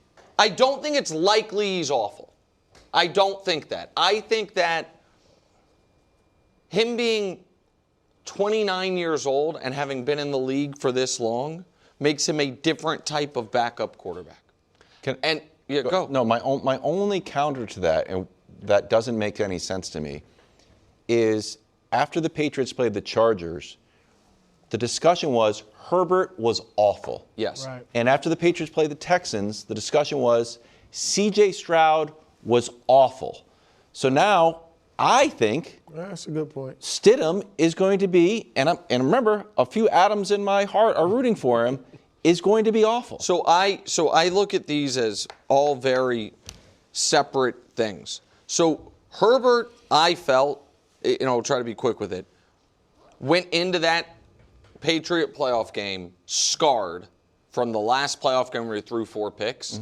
And somewhere in his conscious or subconscious was, I just can't turn the ball over. And because of that, I've then watched, to prepare to argue with Danny, all 22 of the Herbert's dropbacks. The Patriots secondary got a bunch in that game, and guys are running open and Herbert won't throw the ball. I think that was a Justin Herbert got in his own head game. Okay. CJ, it was a full-on meltdown. And it was now in both of those games, their offensive lines were, accomplices in the murder of the quarterback of the game. Totally get it. So the reason I'm not saying, well, those 2 quarterbacks had awful games, so this one obviously will. I think both of those quarterbacks went into those games with totally different responsibilities for what they thought they had to do in that game. I think Stidham comes into this game saying, listen, Sean is asking me to do this and this, and I'm going to have time. And so I think one of the biggest X factors in this game is the Broncos' offensive line. The biggest difference between your first 2 playoff opponents and this one is you go from back-to-back bottom 5 offensive lines you're rushing against to inarguably top 5 and arguably the best. And so I think that the Broncos' offense is going to be mediocre. That's what I think. And I think that the Broncos defense is going to get to Drake May just like the Chargers and the Texans defenses did. It's undoubtedly on the board. Just because for what you guys said, Jarrett Stidham could go out there and be horrible. Yes. And so that's just what it is. I think you mentioned the offensive line is a big X factor because New England's pass rush has been good in the playoffs. It's J.K. Dobbins, it looks like he's going to play. I mean, I looked at the history of those injuries. This would be the fastest I think anybody's come back from that. So it kind of feels like a little posturing. Tough. Yeah. If he can play and then play at his normal level, that's huge, right? Because I don't last week Bo Nix led him in rushing with 29 yards. But if Dobbins, who is a really good, good running back, he could really help their run game, which would be a huge part of their offense if he can do it. So that could be an X factor for them too. Also, KW, what you're describing and what we're talking about is a blowout. As bad as the Chargers offense was, that game is 9-3 in the 4th quarter. And you guys have the Chargers have a great defense. Houston game was less than a touchdown. The Houston game is 21-16 in the 4th quarter. And I don't think the Chargers defense is better than the Broncos defense, flatly. I don't. I think the Texans defense is better than the Broncos defense. I don't think the Chargers defense is. So as bad as those quarterback performances were, those games were in the balance in the 4th quarter. And that's also where I think home field will help Denver. I think those teams, they're trailing, they're on the road, their quarterback's not playing well. Here's the only thing is Kevin's been right all year. So odds are he's probably right again. You've literally been right about this all year. I'm not out on much of a limb here. I just don't think Jarrett Stidham is going to play well. I think that some of the Broncos' offensive line, which maybe is like a PFF thing, but I also think it's a Bo Nix calling out protections. I think Bo Nix is pretty good, veteran. I don't know if Bo Nix is calling out a bunch of protections. I think he's helped. I think he will do a better job on identifying defenses than Jarrett Stidham. See, I don't know that. I think he's more elusive than Jarrett Stidham. He's definitely more elusive. So I think he gets himself out of some sacks that then get credited to the offensive line when we look at their overall sack number. No, he's excellent. That was the thing Sean Payton said about why he liked him, was avoiding the negative plays. He's excellent at sack avoidance. There's no doubt about it. But I don't think he's in charge of the protection schemes for Denver. I just think Jarrett Stidham is going to get tricked. He could. Stafford in the driver's seat for MVP. The Rams secondary, however, excited to face Sam Darnold. Cameron Kitchens telling the LA Times. They like to test the secondary, Sam Darnold. They've got good receivers, and Darnold wants to throw the ball down the field and push it down the field. It's a lot of opportunities, and I love when I get to show people my receiver skills. Is there a chance that Sam Darnold, Brew, is the actual MVP of this game? I think that's slim. Now, I'm not going to say very slim, but I think it's slim. Like, they don't win because of Sam Darnold. They win because of the defense, the team, you know, the running game. And I know they don't have Zach Charbonnet, but I think, you know, they'll be fine in the run game. I see Darnold playing between solid and good. I think maybe one turnover, and the run game with Kenneth Walker Jr. is solid. The defense does a great job. You know, and Darnold threw for 270 yards against them in the win. So I think he can get some passes to his guy. He got great receivers, so they can make a few things happen. But I don't think it's likely that he's the MVP. It'd be a great story if he comes out there and just balls. That would be fun. But look at this graphic of Darnold. First 9 games, those are great numbers, right? Look at the last 9 games, and that includes the playoff game. Passer rating is way down, completion percentage, but touchdown, interceptions, everything is dropped. I don't know what happened to him from in the first half to the second half of the season, but look at the record. It's actually better. Yeah. And so they don't win. All he has to do is go out there and not have a ton of turnovers and play a solid game, get the ball to his great receivers, and they should be able to win this game.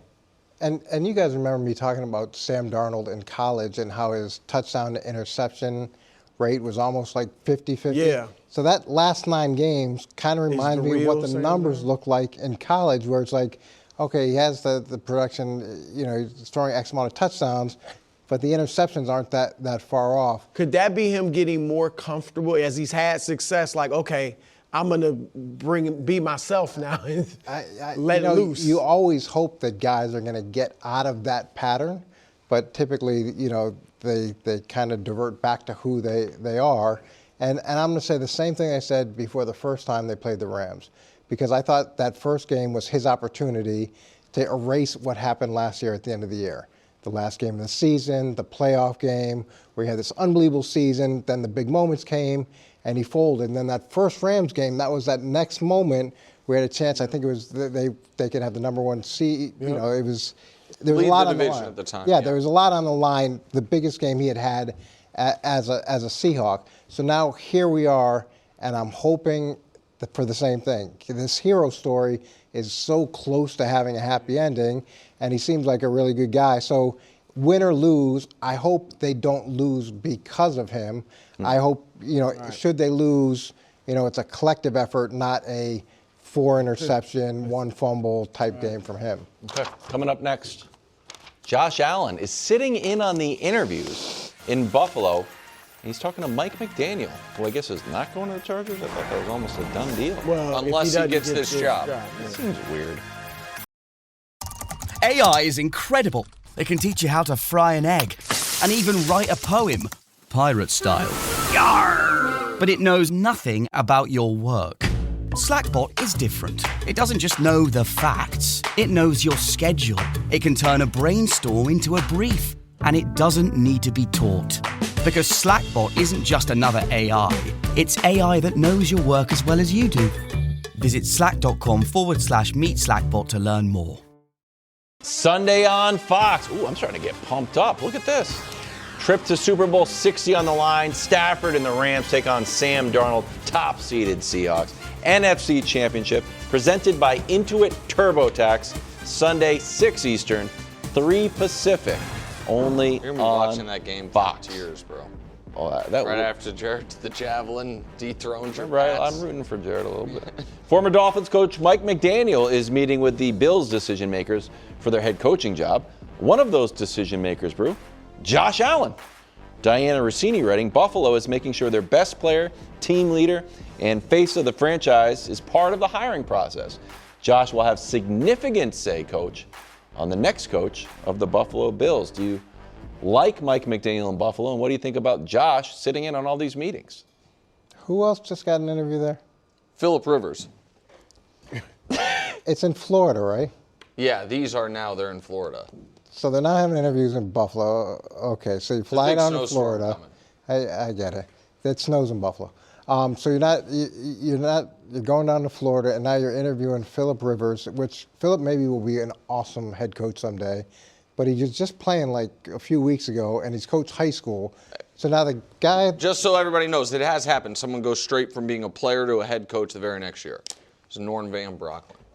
Okay. Well, it's the one time. Remember they did something similar with Jeff Saturday. But he wasn't. He had been out of the league a while. Yeah. He had been on TV and stuff. Well, I'm just saying. High school. The reason we got rid of the last guy is he went to 2 AFC Championship games? Yeah. But he couldn't get him over the hump. Right. But that high school experience, that's what's missing in this formula.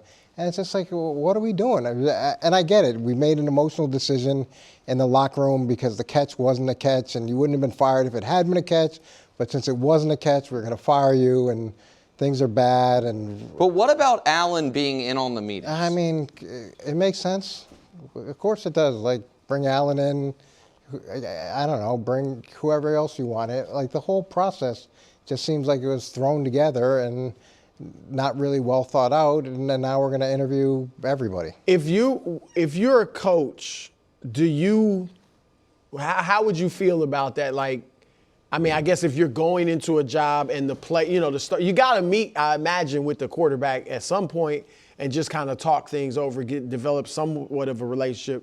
But would you like that? Because the thought is that, does that give the player some power over the coach? Well, there's always danger to doing that, because then in the locker room now, when decisions are being made and guys are getting cut, and let's say you cut, a left tackle, you cut a wide receiver, can that guy, when things are getting a little bit shaky, go to Josh Allen and say, hey, go talk to your guy.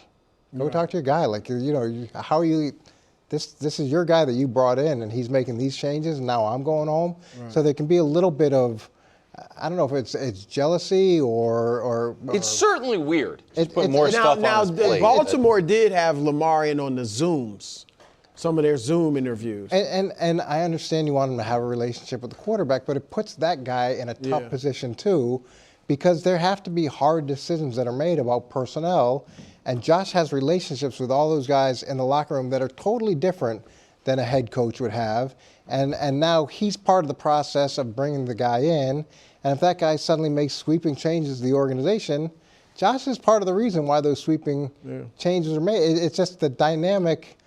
I get part of the thought process, but then when you add some of these other elements into it, it just doesn't seem like this has been a really well thought out decision making.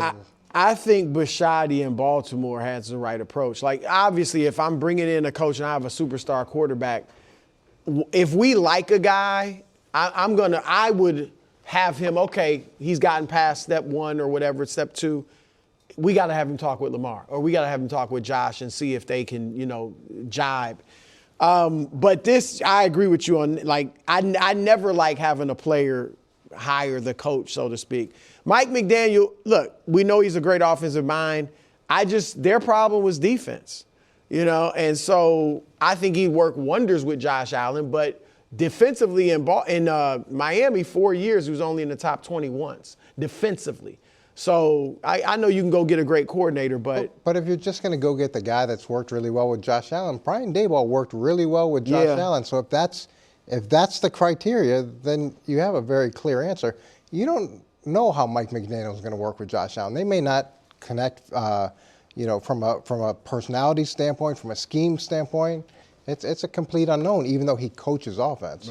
The Bills have gone from incredible, it seemed like well-oiled machine franchise to, are they dysfunctional in Very like a quickly. week? Yeah, it looks like it. It looked like it was just tough playoff losses is what we thought. Not, do they not know what they're doing?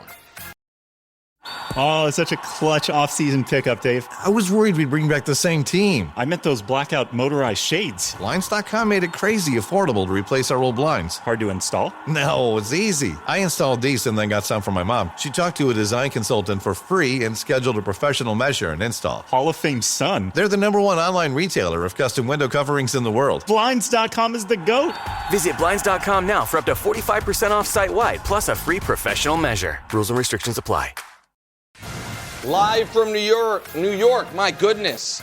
It's the show that's on tilt because Danny is claiming a Fugazi postseason picks championship.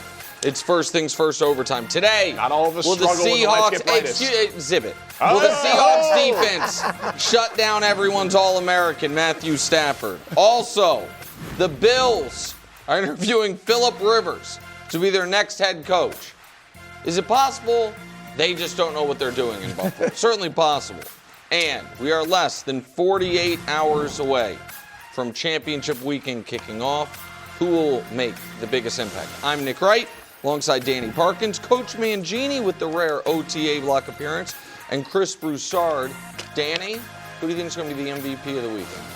Me, when I go 2-0 against the spread. All right, we start in Denver, where Wild's MVP Drake May will try to win his first road playoff game. The Patriots, it should be noted, 0-4 in the playoffs as a franchise in Mile High. Tom Brady, 3 of those losses. So it hasn't been an easy task even for the GOAT. Here's Drake May on the challenge. Just the AFC Championship chance to go to the Super Bowl. I mean, that'd be huge. Another road environment that's had success in the past. For us just to play to our standard and play to our road, kind of what we've been doing on the road all season long. And I know it's going to be a tough challenge. They got a great team, so we're going to have a tough challenge. But I'm looking forward to getting out there and looking forward to getting a chance to possibly celebrate on a away field. Be pretty special. Danny, what would making the Super Bowl mean for Drake May specifically? It would mean a lot. And so, thinking about this all day, obviously, I'll start with the most obvious. It's looking like last year's draft class, or 2 years ago's draft class, was like a pretty historic quarterback class.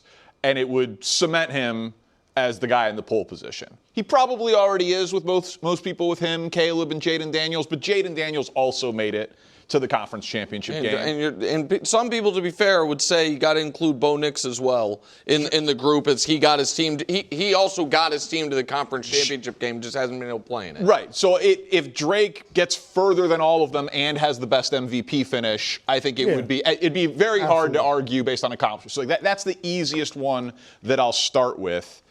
He'd be the 9th quarterback ever to start a Super Bowl in year 2. So pretty cool exclusive list of guys he could join. He'd be the 2nd youngest quarterback ever behind Marino. He would jump in front of Big Ben, 2nd youngest QB ever to start a Super Bowl. But I think this is the coolest one. In terms of combining winning and the Super Bowl appearance, like winning 12 games or more at age 23 or younger and making a Super Bowl, Dan Marino in his famous 1984 season, and Drake May.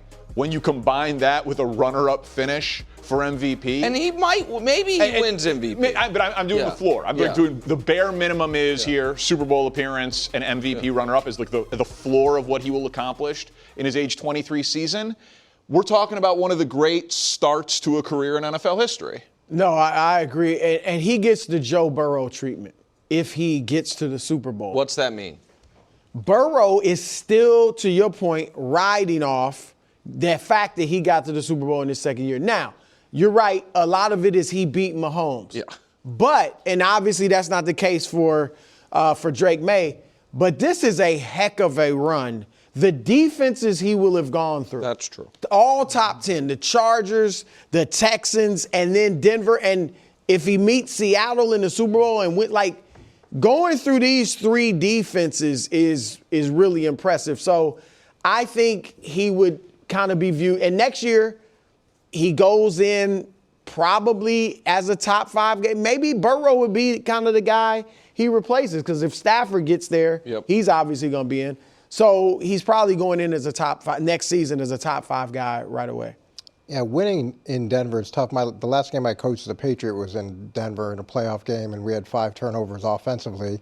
And then I lost an AFC Championship game with the Jets in Denver. So there's a lot of scar tissue with that, and I know how hard it is to play in that environment.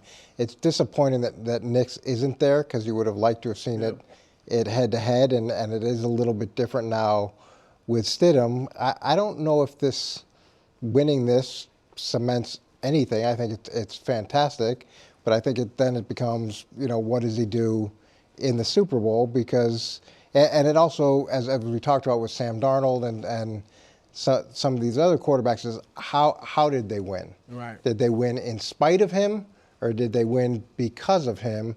And that part of the equation is important, not only this week, but if they win this week, also in the Super Bowl. So, this is a very weird spot for Drake May, in that I actually, because of the Knicks injury, don't think this game is a massive needle mover for him, given where he already is. Like, I think, what you said off the top, I think most people already think he's the best quarterback of that draft class, or he has been the best quarterback of that draft class, even if they think Jaden or Caleb or even Bo are going to overtake him. Like, he's that. I don't think Bo is as great as he was to get them there. I think it's Drake, Caleb, and Jaden. I do too. Right now, at least. Right now. Jaden did go to the NFC Championship, right? He did. Right, and the 3 of them did great individual things. No, more than Bo. I agree with your. I agree with that. I'm just trying to be fair to, if Wilds were to be like, Bo Nix just set the record for wins over 2 years, and so but I think he already has, that distinction, that right now he's in pole position of the draft class. I think he already has had the best, I know, he already has had the best regular season of any of those guys, and this year he had, I think everybody agrees, at the very least, a top 3 regular season performance of all quarterbacks in the NFL. I think he already is in that, is this guy a top 5 quarterback discussion as it is? Because of the injury to Stidham, I think that winning this game, again, you got to see how it goes. The injury to Knicks. People aren't going to treat it anything like Burrows. Because Burrows, it was not just he made the Super Bowl. It was he played the opposite of Jared Stidham. He played Patrick Mahomes, coming off back-to-back Super Bowl appearances, having almost won league MVP that year. And so But what if I hear you, and that makes sense, unless Drake goes out there and is awesome. He throws for 280. Oh, if he has a gaudy game, then that makes Stidham kind of irrelevant. I agree with you. They scored 28 plus, and he has some awesome game.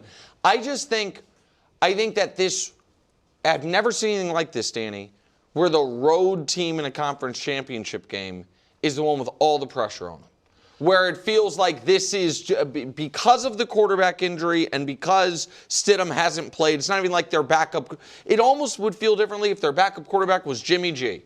Even though I think Stidham might be better than Jimmy G for all I know. But just because someone we know who used to be a starter, where it feels like the home team, it's a house money game, and the road team, this would be a catastrophic loss game, even though they're not touchdown favorites. They're small favorites. That's what I was just going to say. Like, you've never seen it before because it's never happened before. Like, this is the least amount of experience, Jarrett Stidham, that any quarterback has ever had making a start in a conference championship game. So it is a one-of-one in NFL history thing. We don't have anything to compare it to.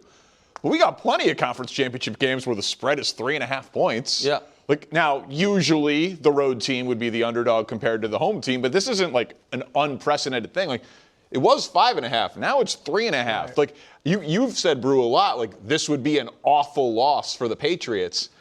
I think it would be. I don't care what the point spread is. Right. I think that it would be viewed as a massive missed opportunity. It would be a massive missed opportunity. I don't know how you can put him in the top 5 quarterback conversation after just 1 year. Well, this is his second year, to be fair. But you mean one excellent year? Yeah, one excellent year. Well, I guess here would be my. Don't you think the easiest schedule in 20 years?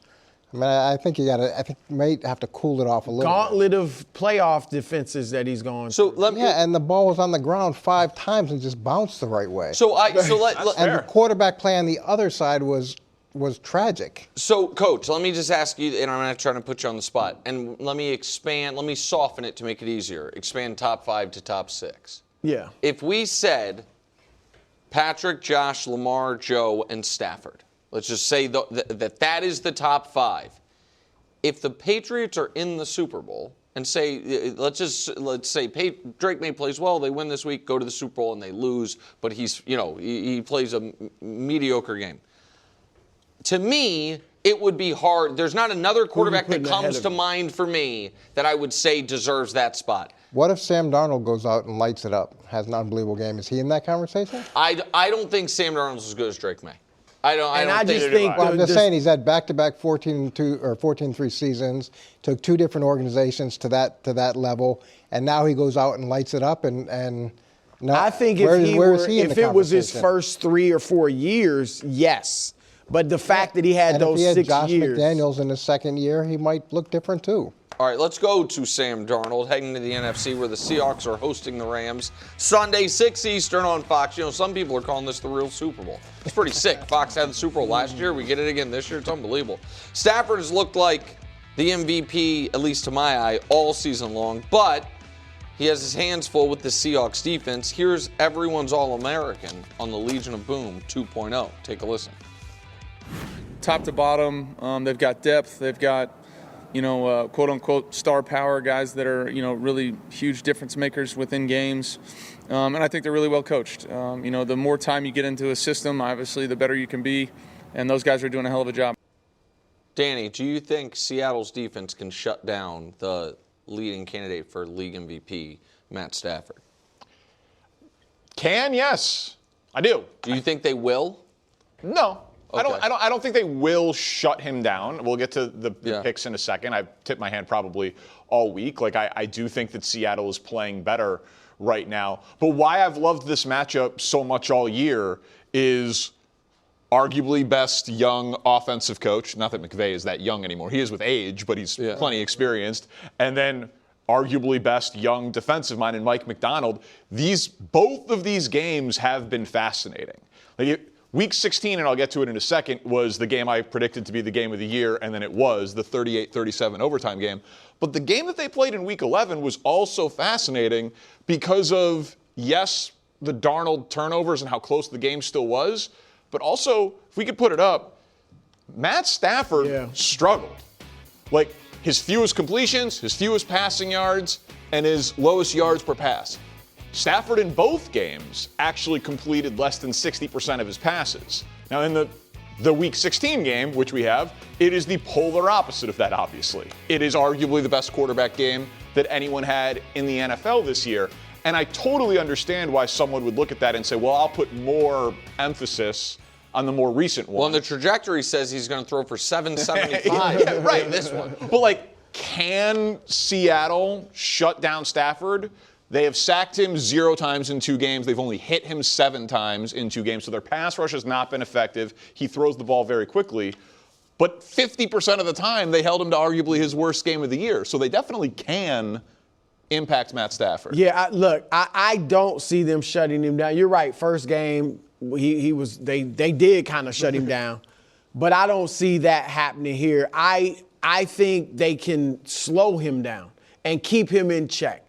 I think that's the best thing that I could see happening with what they do with Stafford, where he doesn't throw for 3 or 4 touchdowns, doesn't throw for 400 yards, and he doesn't dominate the game.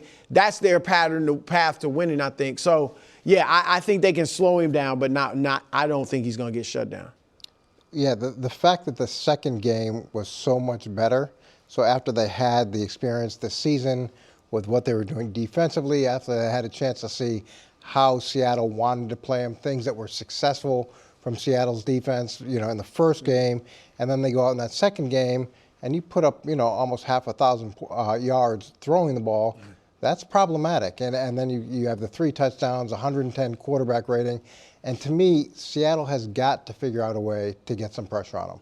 No sacks in either game.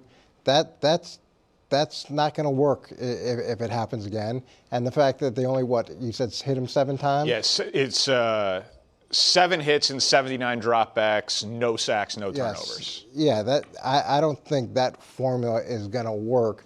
So hopefully Seattle has either designed some pressures that they really like that they think can beat the protection, or they're going to do something. They've got to do something different, something to get off the tendency pattern, so that Stafford is making post-snap decisions and has to hold the ball longer than he wants to. I think it helps them that he threw for 457 yards in the second game, because now there's more of a sense of urgency, even though they won, to change things. If they had shut him down again in the second game, you're thinking, okay, what we do, he has problems with. So I think the Rams are the team of the year. I know Seattle's had the best season. I know people are probably tired of hearing me talk about this Rashid Shaheed punt return. But I truly believe we are one, guy 51 on the Rams roster, not missing a tackle away from the Rams having beaten Seattle twice, having the second time they beat them soundly because they were in firm control of that game late, going into that. And Darnold had been bad in both games up to that point because everything good Darnold did in the 2 matchups came after that punt return. And we look at the Rams as a 13-14 win team that if that game had been different, this game would be in their building. It's like, oh, they're clearly the best team in the league. They have the same resume of Denver and the Patriots, but instead of playing the second easiest and the easiest schedule in football, they played one of the hardest schedules in football. I think Matt Stafford had his bad game of the playoffs. It was last week against Chicago, and you guys blew it. Sorry, Parko. Yeah, no, that did happen. Because week 1 of the playoffs, coaches Panthers, they were feisty, and that was, to me, a really bad, tough game for the Rams defense. Rams offense scored 30. Stafford threw 3 touchdowns with 300 yards, had the 1 interception, and Puka saved him from the other one. So it's not like it was a flawless game, but he moved the ball. I just think that McVay and Stafford came back when we didn't know if he was going to. There was like, they're going to trade him. They didn't. Gave him the offseason off so he could be peaking at this time. I have massive respect for what Seattle has accomplished this year. I just think the Rams got away with their bad game already. And those teams are dangerous. What did you keep saying about the 2 matchups? The 7 turnovers? That's baffling to me. 7 turnovers to 1, and yet they beat them one of the games and lost by 2 in the other. So you could erase, the special teams is a problem for the Rams. Yes. A kick return is usually an aberration, but I'm just saying their special teams in general is a weakness. And you're right. Usually when the turnover margin is that lopsided, the games are lopsided. Yeah. And for them to be able to keep it as close as they did is a really good thing. But what did the Rams hang in the second game? 37? 37. They lost 38-37 in overtime. I think this is Stafford and McVay's moment, and I don't think Seattle can beat the Rams by double digits. I do think, and I think I've seen a game play out where it looked like, oh, the Rams are going to beat the Seahawks by double digits. They just blew it at the end. All right, time now for the most annoying segment on sports TV. Oh, what a friend. We're on the cusp of championship weekend, which means it's time for Danny to put on a garish fake chain and guess which teams will win by flipping a coin. It's time for Parkins Picks. With friends like these, who needs enemies? But here's the thing. 27-27 during the regular season, lost by half a game to Nick. Not proud of it. Last year won 65% against the spread. Is the chain fake? There's no way to know. But 7-3 in the postseason. Should not even be able to accept that Bears cover. That is such a shameful cover. I'm sorry. Did they cover? Right. Yeah, it is what it is, baby. I wanted the outright win. They're down 7. Caleb's back is to his end zone. He's going the wrong way, 45 yards away. Sports. I remember my first bet. That's not how it works. All right, 3-1 last week. But more importantly than that, if we could go for the full season, there it is. That's not how this works. Wow. Congratulations on your regular season crown. That is the main part of the game. But it's not the entire part of the game. Because the goal is to win as many bets as possible, to give out as many winners to the public as possible. You have given out 31 winners. I've given out 34 winners. You're under 500. I'm above 500, which means the crown is still in play. Can I say something real quick before you do your picks, since you brought me into this? Yeah. Oh. Faru. Like your intro didn't bring yourself. Faru. Go ahead. Do you remember how the picks ended in the regular season? What happened with Danny when he got all chesty? How he went 0-6 down the stretch, and that allowed me to win by the skin of my teeth? Yeah. If I'm doing the math correctly, since I have that one push, if you go 0-3 the rest of the way, and I go 3-0, I will beat you again. Is that correct? I'm not great at math. Do I look scared? I'm just checking. Okay. Some would say, Yes. tread lightly, don't make the same mistake twice.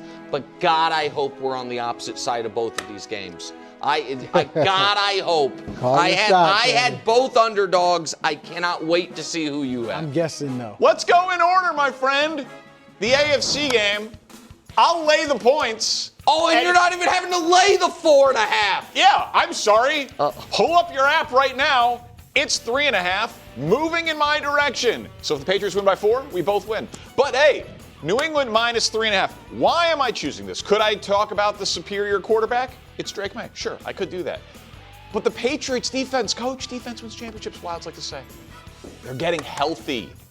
They are playing their best football of the year through 2 playoff games. Opponents, running backs, yards per rush. Best we've seen through 2 playoff games since 2002. Opponent passer rating. Best through 2 playoff games since 2011.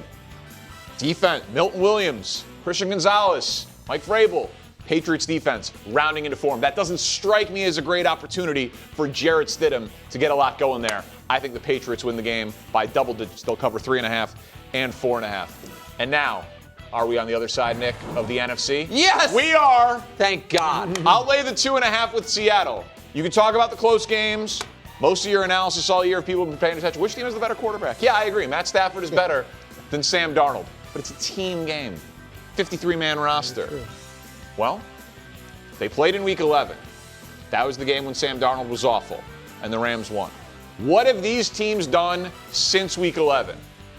The Seahawks have been the best team in football. The Rams have been okay. Lost a game to Carolina, lost a game to the Falcons, almost lost a playoff game to the Bears, almost lost a playoff game to the Panthers. They've been very shaky defensively. Meanwhile, Seattle's been a juggernaut. Blowing people out, winning their games, covering the spread, impacting the games defensively. 2.5 feels easy to me. I'm on both favorites on Championship Sunday. You're going to choke this thing away twice. I can't believe it. Do I look scared? I can't believe it. I mean, 3 and 7. All you had to do was take one of the picks I had, and you would lock in your Fugazi combined championship. You're going to blow it twice. Will I be putting it back on? Coming up next. Tune in next week. Will Phillip Rivers be Josh Allen's next head coach? That sounds ridiculous. But it's a fun thing to talk about. That's next on First Things First OT. Welcome back to the OT. We got Coach Mangini and Willie Colon out here, and the story in Buffalo is just juicy. They are doing head coaching interviews in Florida. Josh Allen's participating. My guy Mike McDaniel is interviewing. Phillip Rivers is interviewing. Our pets' heads are falling off. Don't forget that Phillip Rivers played football this season. So a lot to unpack here. The question is a very straightforward one. What do you make of their coaching search? And I am going to just choose to Occam's razor this. Like the simplest explanation is most often the correct one. I don't believe Phillip Rivers is about to be the head coach of the Buffalo Bills. But there are still 4 teams playing this weekend.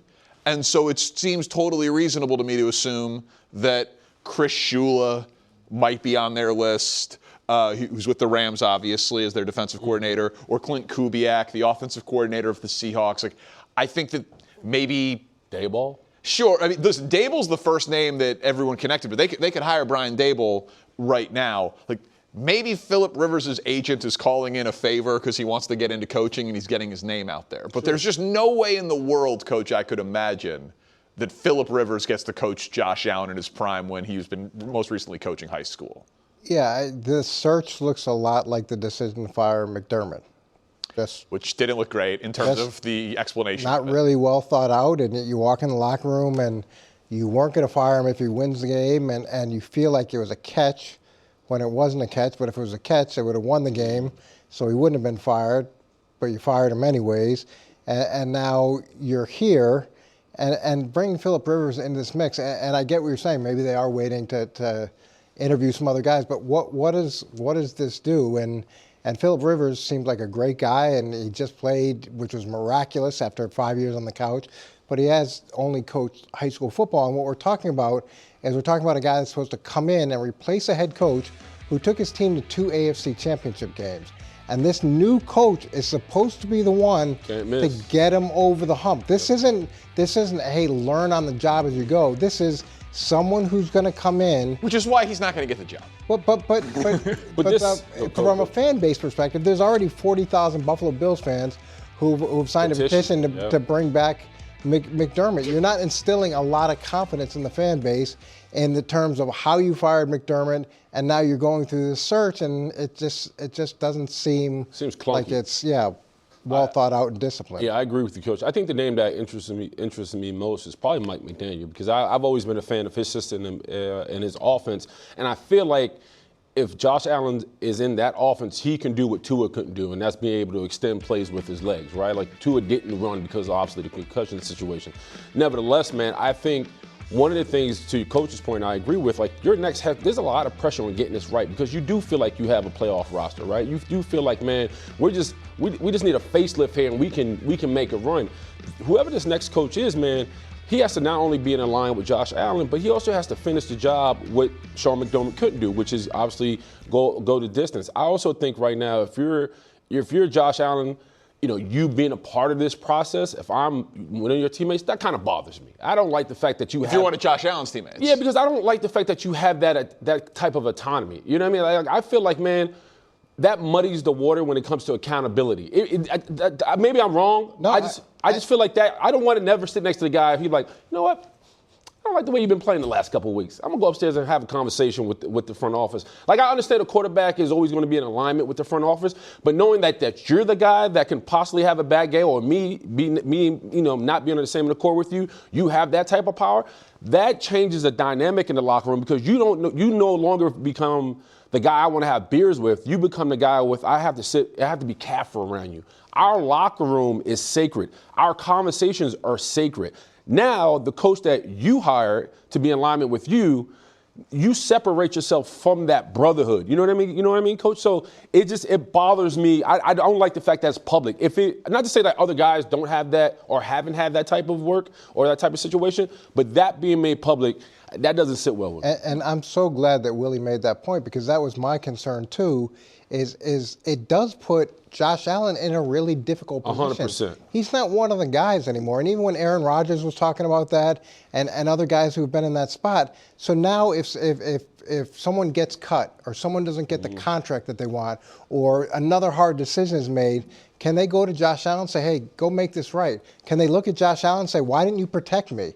Because you know that he's essentially got an office up top. So it distinguishes him from a player to almost a management role, which is an awkward position for him to be in. So devil's advocate point.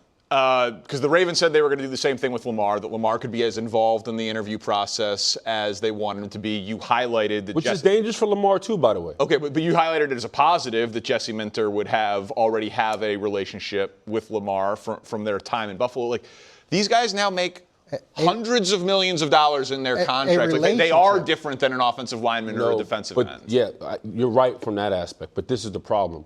When you're a guy who's sitting at a table making those type of decisions, now you're held to a different standard, right? There's no longer you being late or sleeping around the locker room. You now become an extension of the front office, so you now step into a presidential role. We're not the same now. You know what I mean? And so were you ever the same? Like, were you the same as Ben Roethlisberger? 100%. The price tag was different, but when we was in that foxhole, we were together. That's the difference. Now, I don't see you in that foxhole with me. Now, I'm walking around the field like, man, I got to show up. And who's the closest thing to watch me outside the film is the guy I'm protecting. So if he's not happy with my play style, I can no longer go to him and express how I'm not functioning within the offense. Now he's looking at me like, well, maybe you're just not holed up. Maybe now he's separating himself. And you want the guys, like, if the guys are complaining about the head coach, they want to be able to complain about the head 100%. coach. If they want to complain about the GM, they complain. That's their safe space. But if you think one guy is kind of part of that other group, it's not quite the same. And think safe about space. the end of the game when they lost to the Broncos and the guys that were crying in that locker room. And why were they crying? Because they felt like they let Josh down, right? Now it changes that dynamic. Like, yeah, now you one of us, but now you kind of like, you're the extra phone. You know what I mean? It just is. I feel like it's just something that shouldn't have been made public, but now it is. And now guys are going to start looking at Josh. By the way, he's due to have foot surgery too, right? Like there's speculation behind that. And what if Josh helps hire the next head coach, and the next head coach is a disaster? 100%. Everybody's gonna be like, well, you're really, the guy. dude? I mean, he's still Josh Allen. I got to imagine Josh Allen's going to be fine. And I'll just say one thing about Mike McDaniel. Maybe the Dolphins shouldn't have fired him. He could have been the How OC. about you don't fire Sean McDermott? Well, okay, but he could have been the OC of the defending champs for Baker Mayfield. He's going to be the offensive coordinator for Justin Herbert with Jim Harbaugh. He turned down the opportunity to interview for the head coaching job in Cleveland. He interviewed for other head coaching. Like he might be the head coach in Buffalo. Mike McDaniel, pretty in demand guy. Well, I mean, the Dolphins didn't win any playoff games, right? When he was there, and Buffalo did. Right. Sure. Same division. Sure, but Mike McDaniel, pretty in demand. Like he's going to fall up from getting fired. Yeah, John Harbaugh is in demand That's too. a thing. Okay. I've done it my whole career. Sunday on Fox with a trip to Super Bowl 60 on the line. Matthew Stafford and the Rams take on Sam Darnold and the top-seeded Seahawks. The NFC Championship presented by Intuit TurboTax. Sunday at 6 Eastern, 3 Pacific on Fox. Welcome back to the OT. Time now for most impactful player. 2 games, 4 teams, 1 guy that we think will make all the difference for each squad. We'll go in order. What's first? Who will be the most impactful Patriots player? I promise I'm not going to do this for every team, but I'm taking Drake May. I'm not going quarterback across the board. They are 8-0 on the road this year.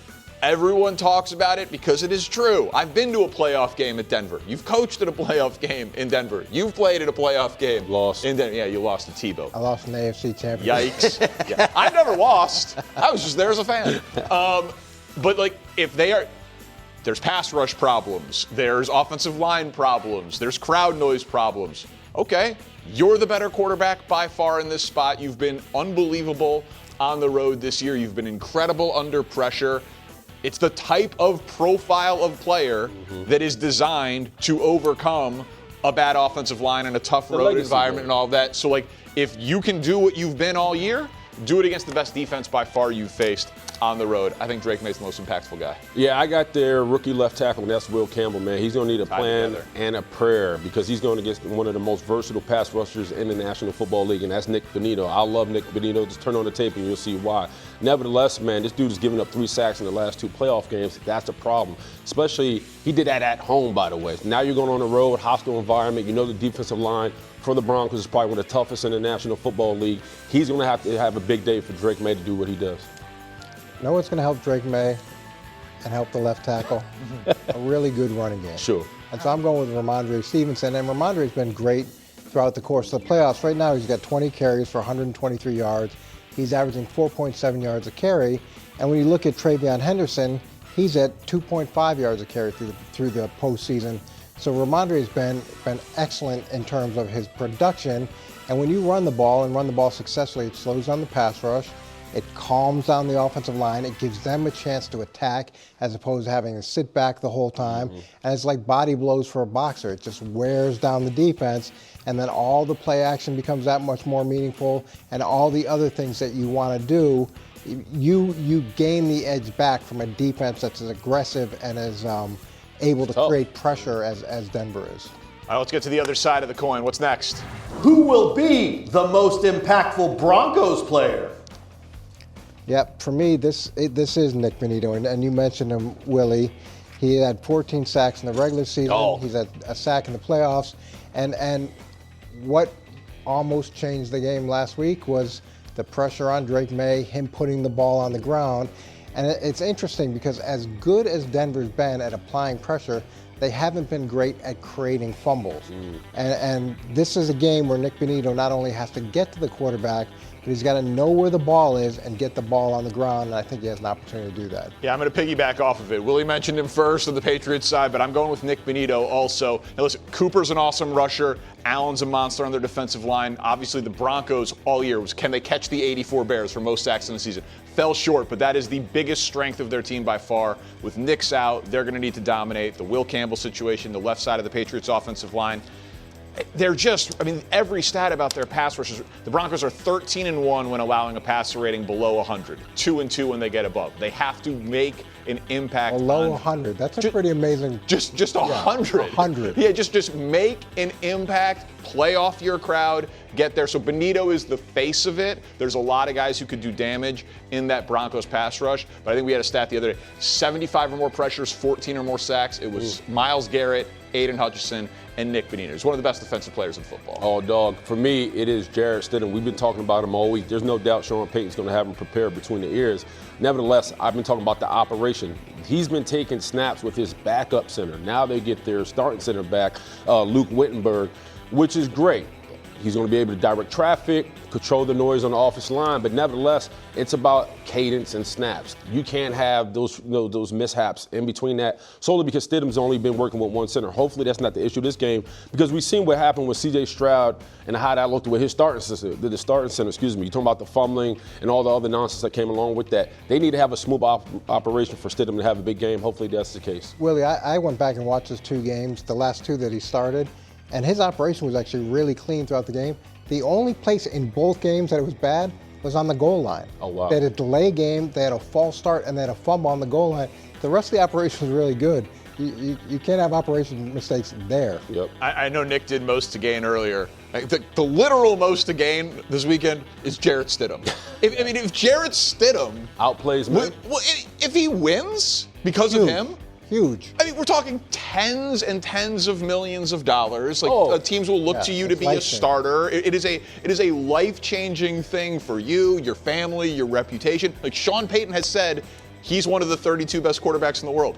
If you're one of the 32 best quarterbacks in the world, that's a really good gig. You know, like, he obviously has the most to gain if you take it literally. What's next?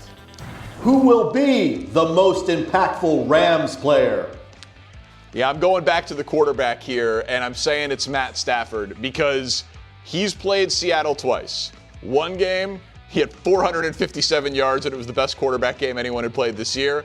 The game in Week 11, they almost lost when Sam Darnold just kept giving the ball to the other team because he had his fewest yards of the season, his fewest completions of the season.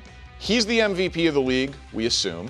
And Seattle's defense has been much better than the Rams' defense the last third of the year. So I think Seattle is going to score points on the Rams.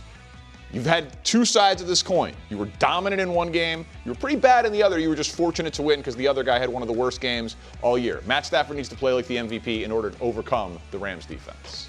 Yeah, I'm going to one of his wide receivers, to Davante Adams. And we all think of Davante Adams as, of course, he's gone to a Super Bowl. He was on all those Green Bay teams, but he hasn't. He's been to 5 conference championship games and never been to the Super Bowl. He says it's like this mystical thing that's eluded him his whole career, and they have a great opportunity to do that, and the opportunity gets that much better if he can perform like the number one and create some plays, which he's done his whole career. I know how impressive he is down in the red zone, but we need some more of that magic in the field too. Yeah, I'm going with Byron Young, their star edge rusher, who has 12 sacks on the season. Now he's dealing with some injuries. He's been hampered with that. But nevertheless, man, when we've seen this Rams defense have success against Sam Darnold is when this defensive line has taken over games, when they're able to condense the pocket, really speed Sam Darnold up. He's going to have to be impactful on the edge. And what I love about this Rams defense, man, they come at you in waves. It's not just him. Jab Verse can get high. Talking about Fisk can get going. So for him and this defensive line to impact this game, they have to be able to get after Sam Darnold, and it starts with him coming off the edge. Let's get to the home team in the NFC Championship game. Who will be the most impactful Seahawks player? So I'm going with Kenneth Walker here because obviously the goal for Seattle is not to make this a Sam Darnold shootout. You watch Seattle and they are sometimes calling plays not to hide their quarterback, But to simplify, like there's some one-read throws, there's some get the ball quick. Calm him down because sometimes he can be a little skittish. We know that. Well, best way to do that, you were talking about it earlier, is a great running game. Charbonnet gets hurt. Kenneth Walker comes in, has 3 touchdowns last week. He had 2 combined over the previous 14 games. Kenneth Walker's a good player. And now they don't have as much depth at the running back position, so he's going to have to come through in order so this is not a Sam Darnold has to be a hero type game. Yeah, I got Rashid Shaheed. Ever since he left New Orleans, man, he's been popping off the tape. You talk about week 16 in that game, man, he had a 58-yard punt return, right? And you talking about last week in the divisional game, had a 95-yard kickoff return. This dude has been the X factor, and one of the weak spots on this Rams team is their special teams. I mean, they fired their special teams coordinator midway through the season. Nevertheless, man, this dude. It was week 16 after this game. It was very late in the season, yeah. He's averaging 29.9 yards in kick return, 16 yards in punt return. He can be the X factor for the Seahawks and be the reason they win this game.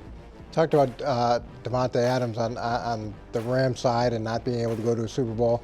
Now I'm going to talk about another older guy, DeMarcus Lawrence. So this is 12th season, 11 years in Dallas. Had some really incredible years. Signs a 3-year contract after getting hurt in Dallas. Comes into Seattle, and now this is his first opportunity to play in this game. And it'd be amazing for him then to go to the Super Bowl. And he's going to be a big part of why they go to the Super Bowl. They haven't been able to get any sacks at all on Stafford. They haven't really been able to get many pressures on Stafford. And it's been a group effort in Seattle. He has 6 sacks. There's 3 other guys with 7 sacks. But the guys there talk about his presence, him keeping the guys in the moment, him explaining how special this is. And that, to me, has been a powerful part of their late season drive and their success. Only 7 hits on Matt Stafford in 2 games with 79 dropbacks, no turnovers. Is it possible? Right? Like he's so smart. They have receivers that are so good. They get rid of the ball so quick.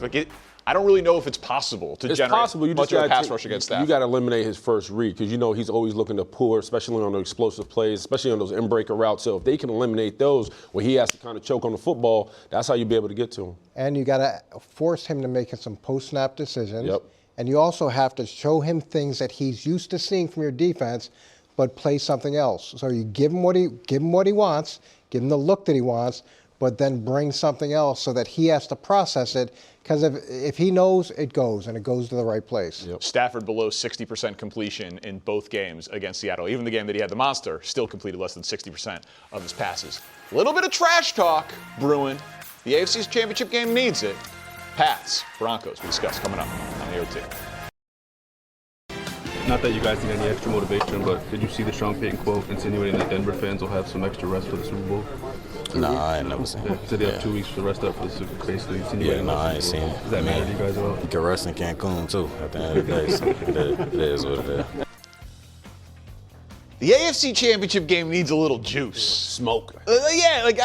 I want to see the teams meeting at the 50-yard line arguing about which team. Packer staff. Yeah, which team has more trips to Cabo and Cancun booked already. The NFC championship game's going to have juice. Division rivals, 2 best teams this year. AFC's been oh, what a great story, Jarrett Stidham. I like this. A little trash talk in the AFC. Yeah, man. I mean, not to be the old man on the porch, but that was the NFL I played in, man. When we played the Ravens or a division rival, those guys would come out in cold weather with their arms all baby oiled up, 6-pack out, and they'd be saying ungodly things, and that kind of got your mojo going. The fact that you got your head coach talking, now you got to back him up, right? Now you got to be up ready for the fight.